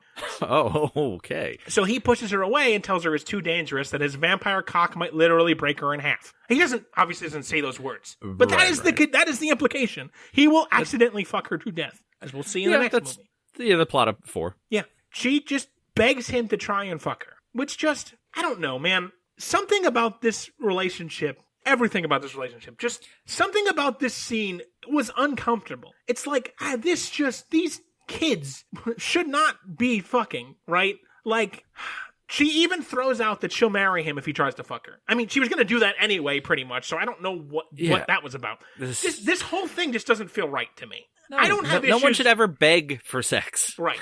I don't have issues with premarital sex. As long as people are consenting, sober, and safe, go nuts. Do whatever you want. I'm fine with that. And I also don't have an issue with not wanting to have premarital sex. Not how I feel, but you know what? If that's how you feel, okay, fine. That's a choice you can make, and I don't think that's hurting yourself or anybody, so you're free to make that choice, and that's totally fine by me. Something about, it's just this. This relationship just feels like such a mess. Something about her begging him to fuck her is like, I can't put my finger on it exactly, but it doesn't feel right to me. Like, everything about this is like, I don't know, I just felt uncomfortable. It's like this, oh God. His whole bit where he says like, I'm from the old school, I was from the 1900s, back in that day we did courting differently, and like, this doesn't feel right to me, I want to wait till we're married. I don't know. I can't put my finger on what exactly it is. I want to... So, let's get into it now. We're going to have a special episode. We're going to probably record it in the next couple of days. Hopefully, we can get it out within the next week. Where we're going to wrap up. We're going to do a retrospective on all the Twilight movies to kind of tie the whole thing together in a bow. We're going to have our friend we've been talking about, Dr. Twilight, which is the name I've given her, which she'll probably claim she doesn't deserve. She's not... Better than the snooper. Absolutely. Nothing's better than the snooper. We're going to have her on, and she's going to tell us the things we got wrong. We're going to try to get a female's perspective on what it was like to grow up with Twilight. Just as sort of a follow-up to this whole thing to kind of tie everything together with a big bow about Twilight in general. And this is one of the things I want all three of us to talk about, especially just this whole thing with the premarital sex and just this whole scene. I don't know why. It bothers me. And I can't... She's using sex to manipulate him, right? Yeah, kind of. I don't know. Like, something about this bothered me in a way that I can't put my finger on why it bothered me so much. And I think we're probably circling what it actually is there with using sex to get to him. Does she like climb on top of him? She is like trying to rip off her clothes at him, basically. Okay. And she's like unbuttoning his shirt, and he at one point while they're making, because he like starts making out like, and I think that's realistic. I mean, I was a teenager. You and I have discussed it in joking. Yeah, we've made out and taken each other's clothes off. We have taken each other's clothes off. We're horny little boys. We've been horny little teenagers. Oh, and was like while she is trying to do this, like Edward is having trouble telling her no. Which I get. If I was in his shoes and wanted to keep myself pure and a girl is throwing herself at me, it would be difficult to resist. And that's why it's so manipulative, because if you have like you said, it's okay to not want to have premarital sex. It's okay to want to have premarital sex. Absolutely. If two people in a relationship have different views, you need to have a conversation about that when you're not horny. I feel like if the genders were reversed, this would be like a serious problem that people would point to. And maybe, and again, I don't know, maybe it is. Maybe there's a lot of controversy about this. I truly don't know. I don't know the Twilight community, and hopefully never do. So, like, and I don't know, but it's just, again, this feels like out of place to everything else. And I get it's not. Edward has been pretty, so far, like, he has been trying to stop Bella from wanting to be a vampire, because he keeps telling her, like, this sucks, and I don't want you to do this because being a human is better than being a vampire. But of course she knows better, and guess what? Everything's going to turn out great for her. She's going to get everything she wants because of course she... But, like... This just seemed like, I don't know, it just bothered me. Like, it didn't make me uncomfortable, I guess. I don't think that's the right word. But it's just like, looking at this, I'm like, everything about this just screams wrong to me. Mm-hmm. This whole thing, it's just indicative that this whole relationship just shouldn't be. And it doesn't, it's just, I don't know. I don't know. It's not good. No, I didn't like it. And... like, when I say she was begging him to fuck her, and she wasn't, like, sobbing and shrieking, like, oh my god, please fuck me, I need to be fucked. She just, like, keeps insistently asking him, like, over and over, just try. Let's just try it. Maybe I won't die from your vampire cock. Like, maybe you won't blast a hole through my... Edward. Yeah, just soak it. They are Mormons. Maybe you won't blast a hole through my intestines with your cum shot. But, like... Oh, man, now I'm just picturing a cum fountain, like, going up through her whole digestive system and coming out her mouth. Oh, God.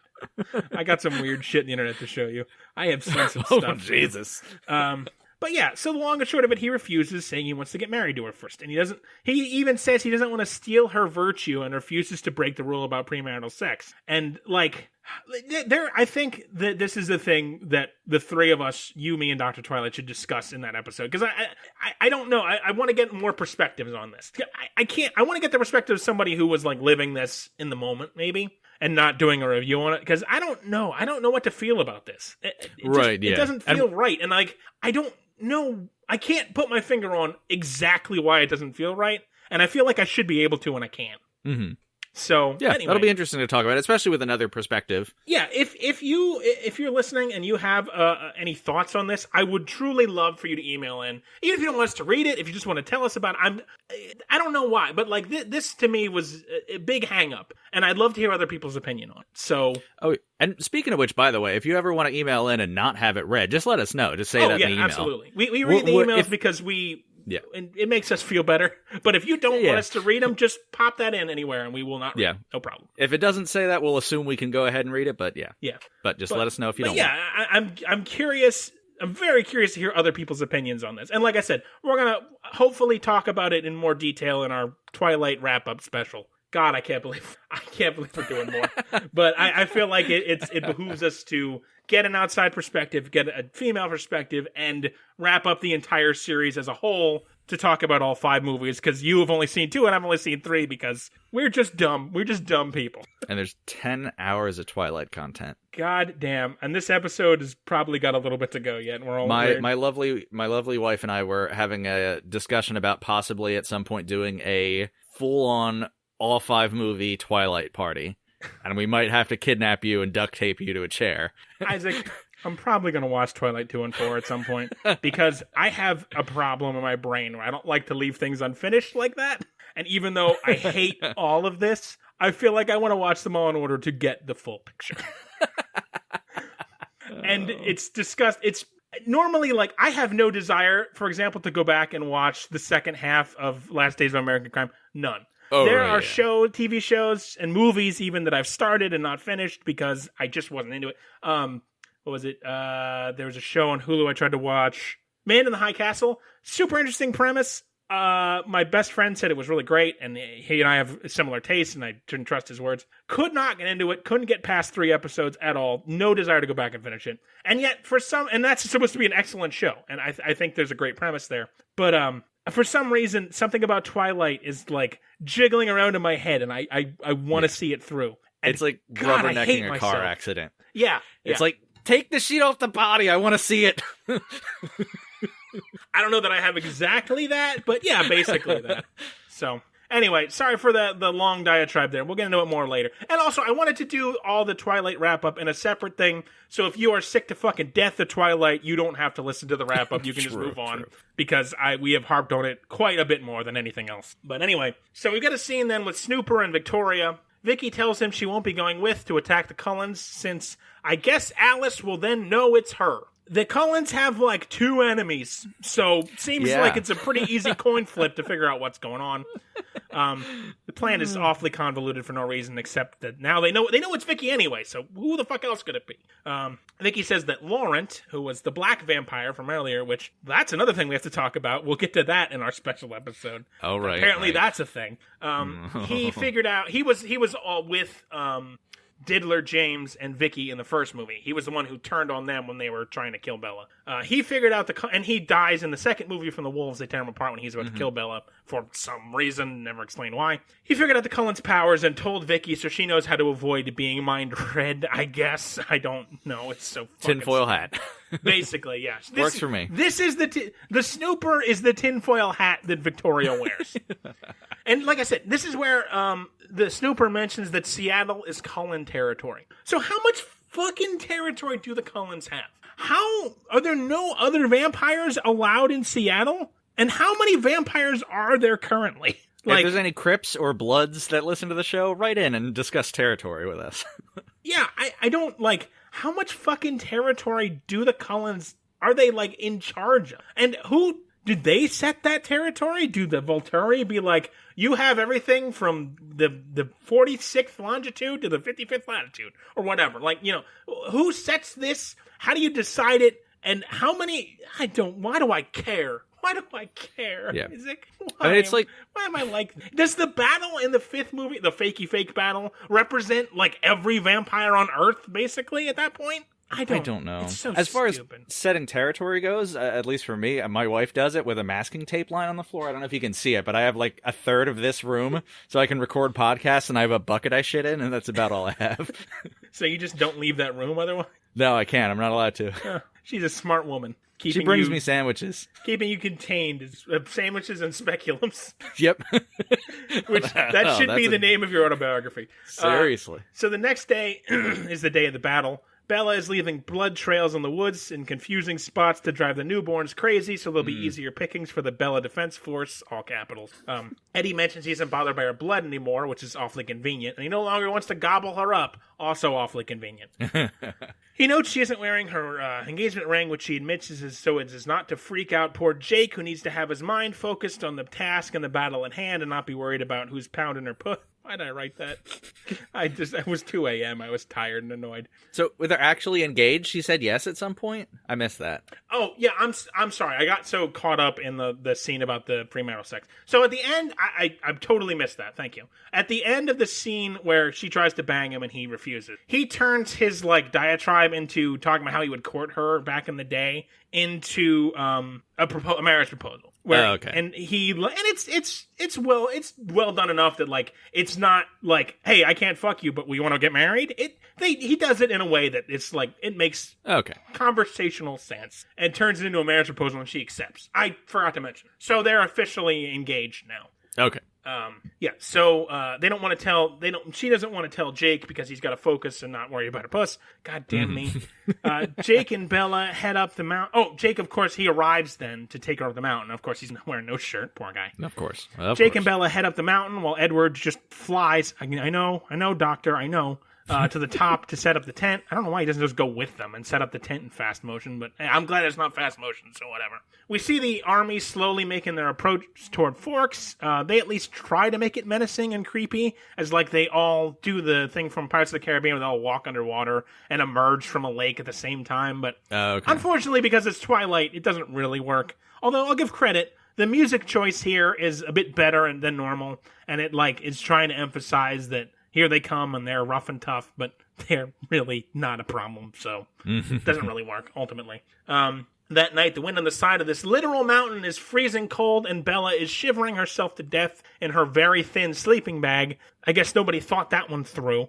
And obviously Jake needs to warm her up.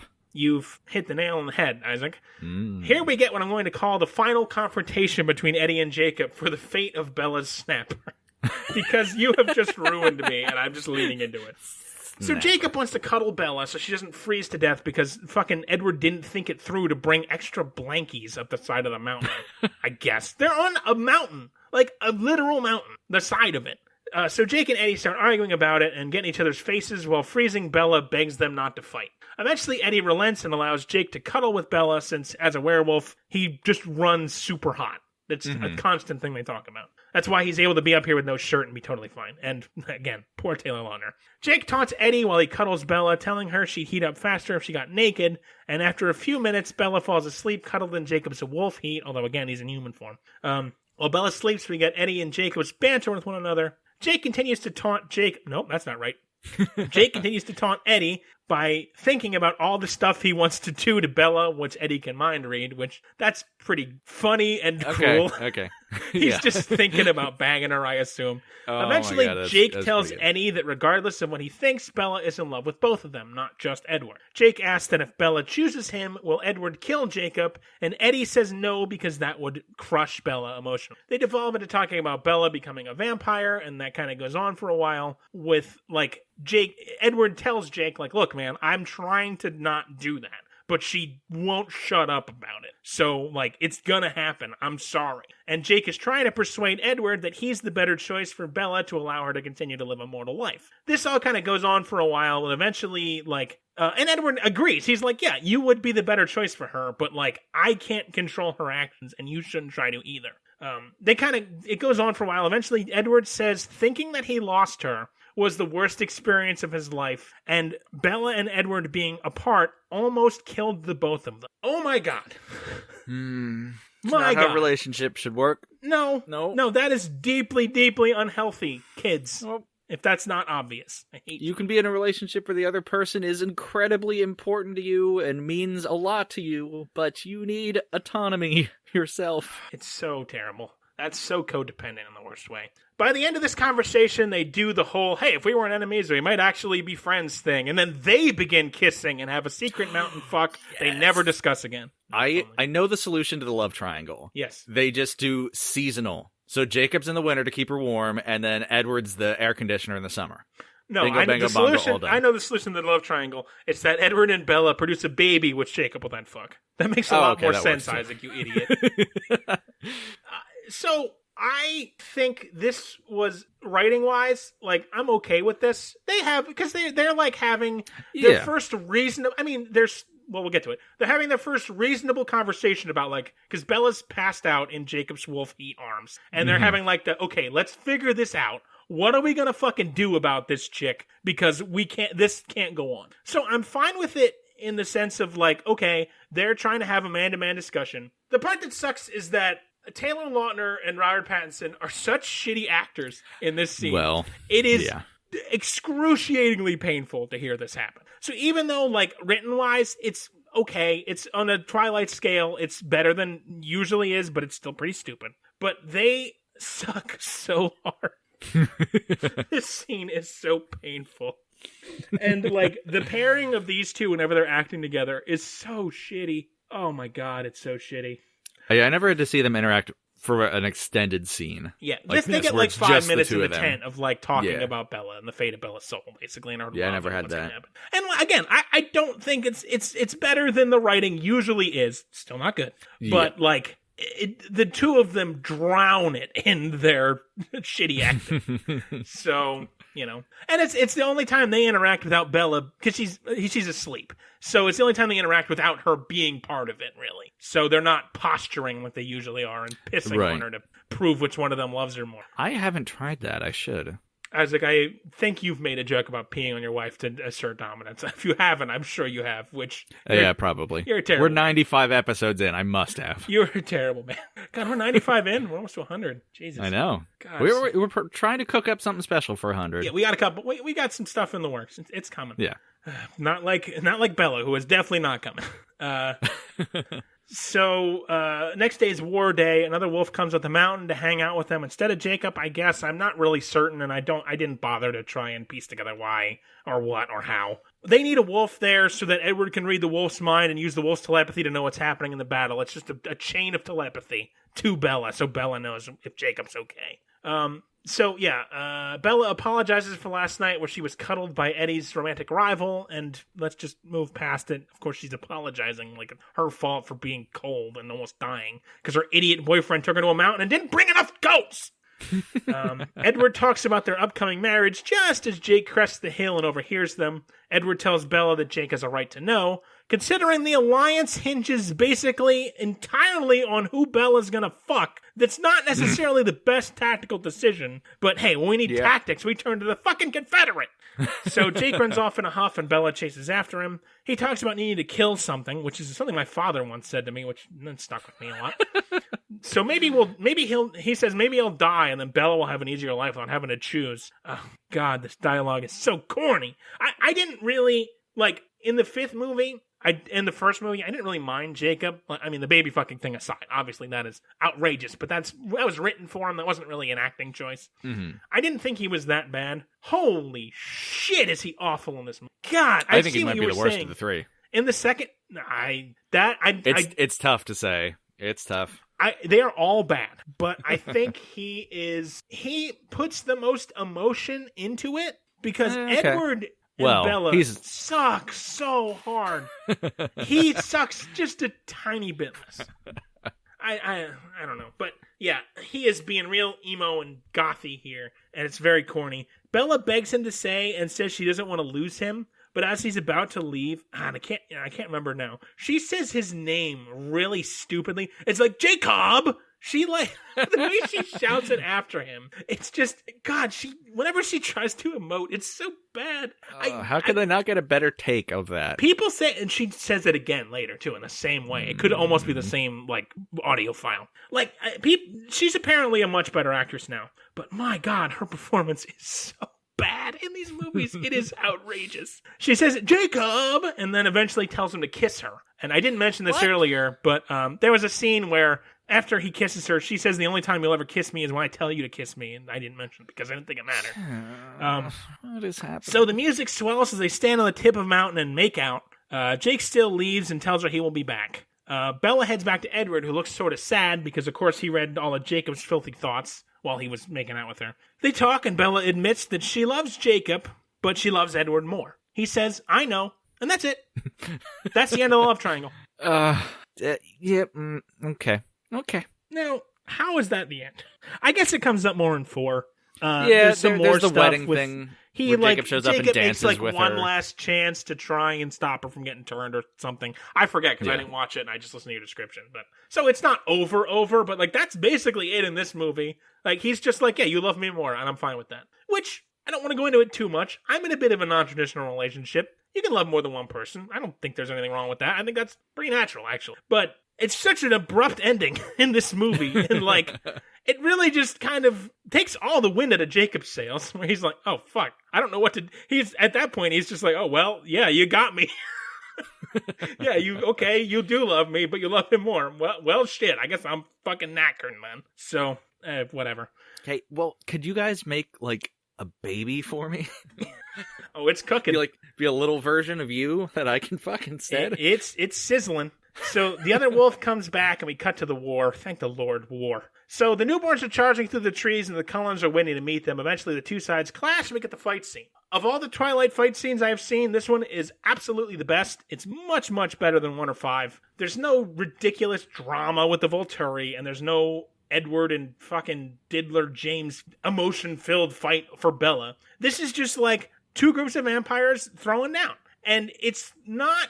I think it's better because the newborn vampires are basically just monsters. They're not, like, they don't have conscious control over what they are, basically. So it's just like a fight between characters we know and nameless monsters. It's not any kind of drama involved in it. And there's some, like, neat sort of martial arts stuff. Like, Alice does, like, a jump in the air, like, in between a werewolf and a vampire and, like, kills one in midair that's, like, shot well, I thought. And, like, the moves are cooler, it's tighter, there's, like, less ridiculous vampire jumping around, the action's quicker, the wolf and vampire team-ups are better, there's not any of the ridiculous vampire fast-moving. Like, I think for what Twilight could be, it's fine. It's very well done as far as fight scenes. And it's, like, a million times better than the fight scene in 1 and the big fight scene in 5, which is so dumb. It's so dumb compared. I didn't like 2. Yeah.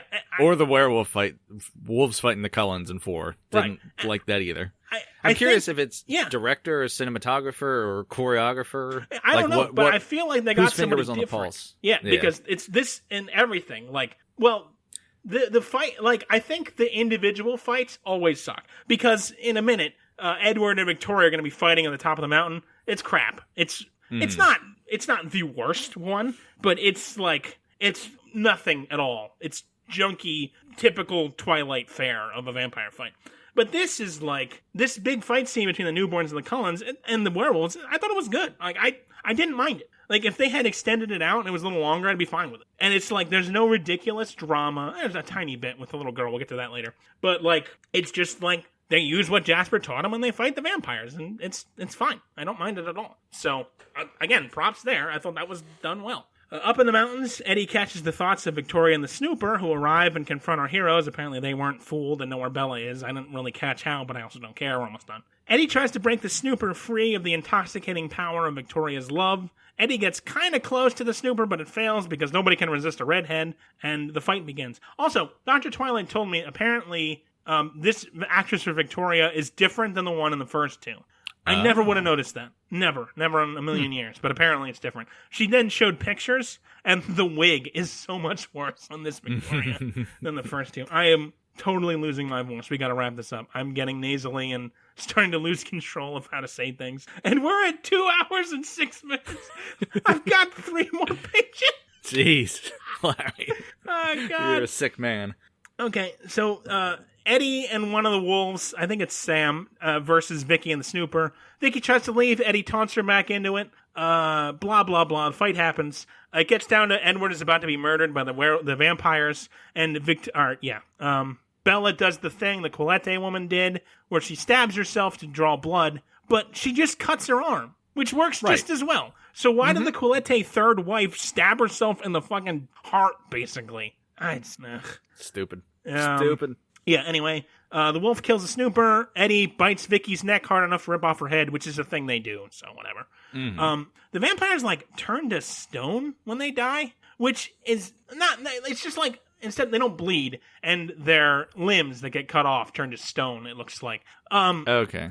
I guess there was something like that in 2. Yeah, it doesn't really matter. I think it makes a cool sound when they like to get their arms and stuff ripped off, so I'll give them credit there. It sounds neat to get the decapitations and the delimbings have a cool sound to them. Whatever. So, yeah, Alice has a vision of the Volturi coming back, so Eddie and Bella head back down. While they get there, one of the other newborns had been hiding and attacks, and shit happens, and Jacob gets nearly hugged half to death.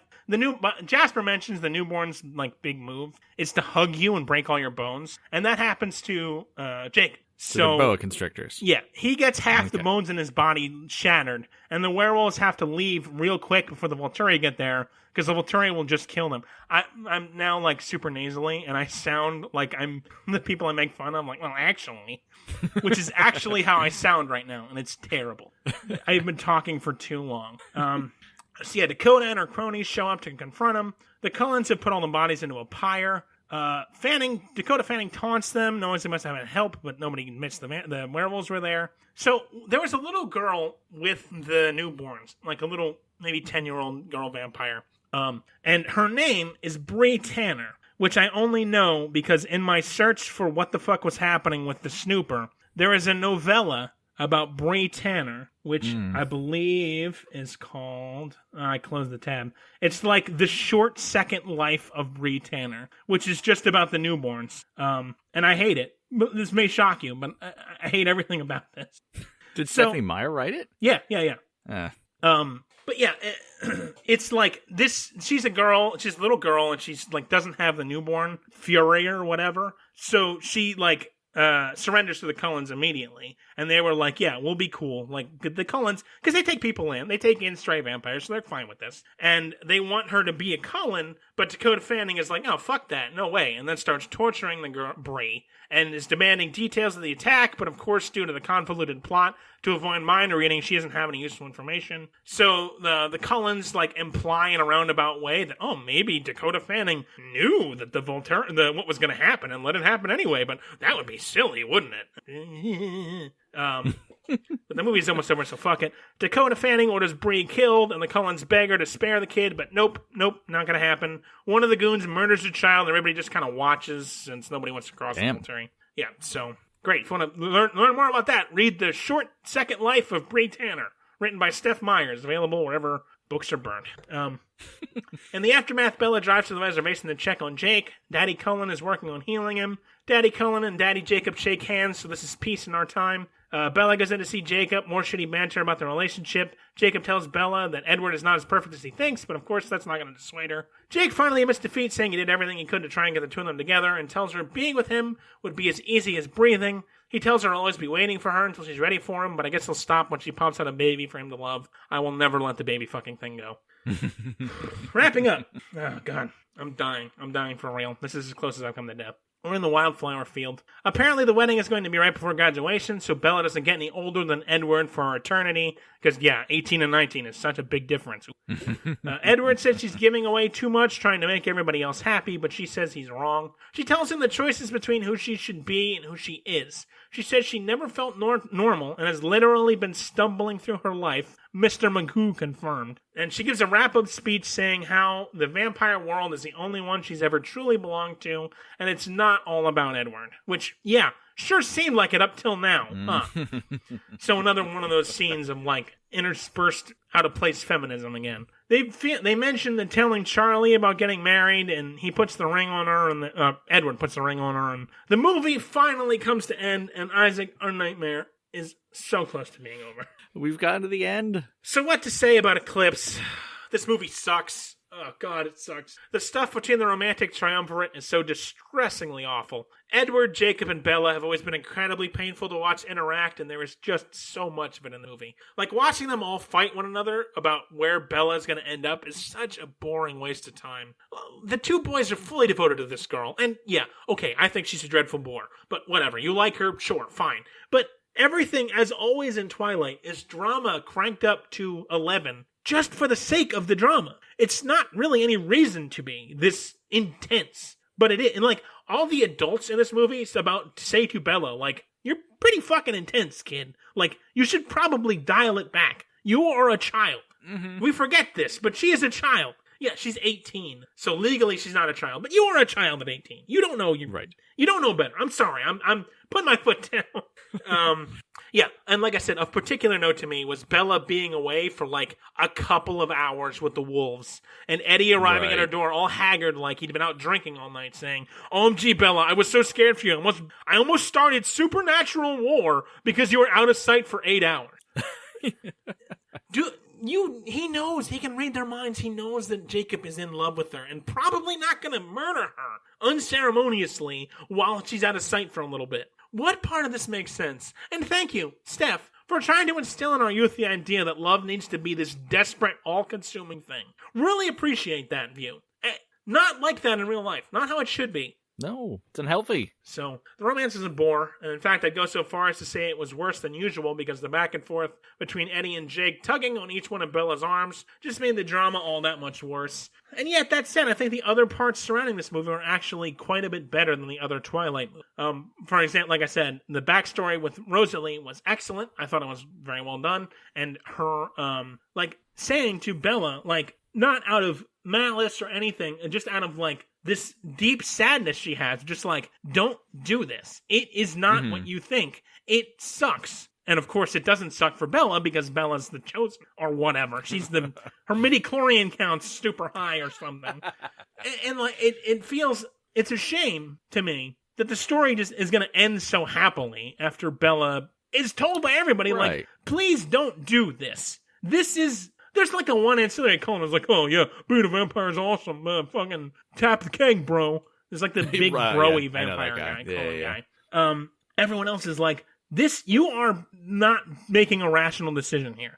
Everybody in the movie is telling her this. And there's something to be said about the theme of, even though you're young and people are telling you what to do, making your own decision, which there's a lot of merit to that. But this is different. Like, it's not the same. It's like, there's something to be said of an adult saying to you, like, you should not go to art school because you're not a good artist. You should make it better. You can't make money off being an artist, and then doing it anyway. I think there's a lot of merit to that, of being your own person, doing your own thing. That's not the same as fucking immortality and a life of being undead and wanting to consume the flesh of the living. It's not, like, I get what you're going for, but it's, like, not comparable. And everyone... Well, it's kind of like going to law school. Well, you're right about that. It's just the fact that, like, everyone who is been a vampire forever and has, like, a good life in a way, but it's got this profound like, they have this profound sadness. Like, Jasper, okay, Confederate, asshole, sure. But, like, he's with Alice, and he's seemingly happy in that way. But, like, he's got this, like, underlying sadness. And Rosalie has this underlying sadness. And Edward, even, is like, I don't have a soul, and that has bothered me for the last century. And I don't want you, Bella, to make the same mistake of, like, having eternal life but not having a soul. Like, it sucks, man. Don't do it. And everyone is telling her this, but she's like, no, I want to be with Edward. It's cool. I know better than you. Right. And the fact that she's proven right, that's irritating from a writing standpoint. Like, oh, silly us, Bella was smarter than us all along. Because Bella's a vapid idiot, and I don't like her. But it's just, this could have been a lot better. Like, I can see the groundwork here I get why people like this series to a point. And again, I don't want to get too far into the series as a whole. I'm trying just to stick in Eclipse. But again, I do know what happens, so I know how it turns out. And, like, I think there was a lot of good parts of this movie where people, and, like, Jacob, that's this whole bit of, like, saying, you could be with me, and that part's shitty, of him insisting, be with me, be with me, be with me. But him saying, like, why are you so committed to this vampire thing? Look at them, they're fucking crazy people who drink the blood of other humans, and, like, they've got these weird there's a lot of people saying to her, like, you should have a plan B. And then ultimately it's her just saying, like, no, I got this. I'm fine. It's just, and the fact too, I think it says a lot that Rosalie does this whole bit and then basically has no other lines in the franchise. She's like, in the fifth movie, she's like holding the baby and that's it. She like has a line about, oh, the baby's so cute. But there's just nothing then. But it's like she's this interesting character with this interesting backstory. Same thing with Jasper. He's like, he's got this sadness for how he was turned and how he had like this life that was hard and, had to kill all these newborn vampires and like had to learn what he was doing was wrong. And like, that's not how he wanted to live and had to break away from that and be a Cullen who are like the good guy of vampire and how that's interesting and how he came to this conclusion. And then he's just a throwaway character like everybody else. And it's all about, oh, Bella's a vampire and it's great. Hey, everyone's wrong. Bella's a vampire. It's the best. Look at her vampire kid. She's not going to eat that thing.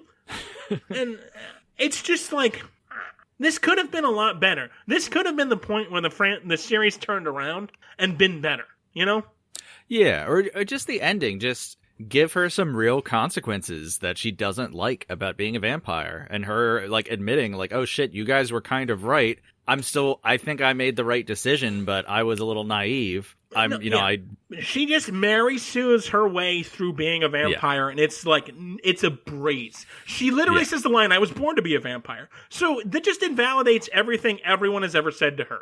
And it's just like, oh, she's a vampire and the best at it. Okay, cool. No problem. Whatever. And invalidates all of their suffering. Right. Yeah, like, these characters with these backstories that suck. Their lives, like, they're immortal and they have powers, but, like, they're deep down, they all kind of sad about it, except for Bro Cullen, who's just a bro. But, I mean, he's so poorly written, he's not worth mentioning. So, like, I don't know. It seems like this was the part where I started to see that, I take a lot of shots at Steph Myers. I write things. I have no money. I'm not a good writer in that sense. She's a fucking multimillionaire. She makes $50 million a year. She has done something right. And this is the part where I start to see, like, you could have done something with this that could have been satisfying. And instead, it spiraled off into, Teen loves the best, do whatever you want, and everything's going to work out great, and Bella's the best, and you love Bella. And it's a pity that there was the seeds planted for something that went nowhere. Mm-hmm.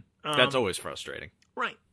So yeah, and that's basically. But I like I said, I did like those things, and I think that's fine. I liked the Bella and Charlie sex talk scene. I thought that was cute. I think the fighting was so much better than it usually is. So looking at Eclipse as a whole, I can't believe I'm saying this. It gets a 1 out of 10 instead of a 0. All right. That's high praise. And frankly, if this movie was an hour and a half long instead of 2 hours long, it'd be a 2.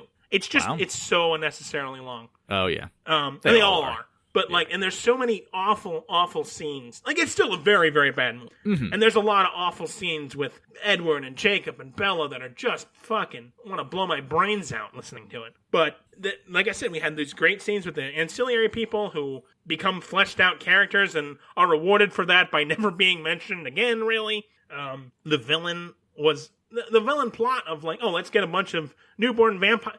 Having them fight monsters that aren't, drama Volturi one-on-one fights, or, we got a tension with the wolves that are these one-on-one fights. Having them fight a bunch of monsters is better, because it lets us focus on the characters that matter, instead of, the extra wolf pack, or, all the Volturi bad guys who have names for some reason, and, we care about these one-on-one fights in the 5th movie, of look, they're getting their revenge on Dakota Fanning, who's just, a bitch for 5 minutes, and that's it. Mm-hmm. And then we've got to be afraid of her because she's powerful. Instead, having the Cullens, who, after 5 movies, 3 movies for me, I'm kind of starting to, care about in a way of just, I've watched their characters now. Mm-hmm. I'm so nasally. I'm so sorry.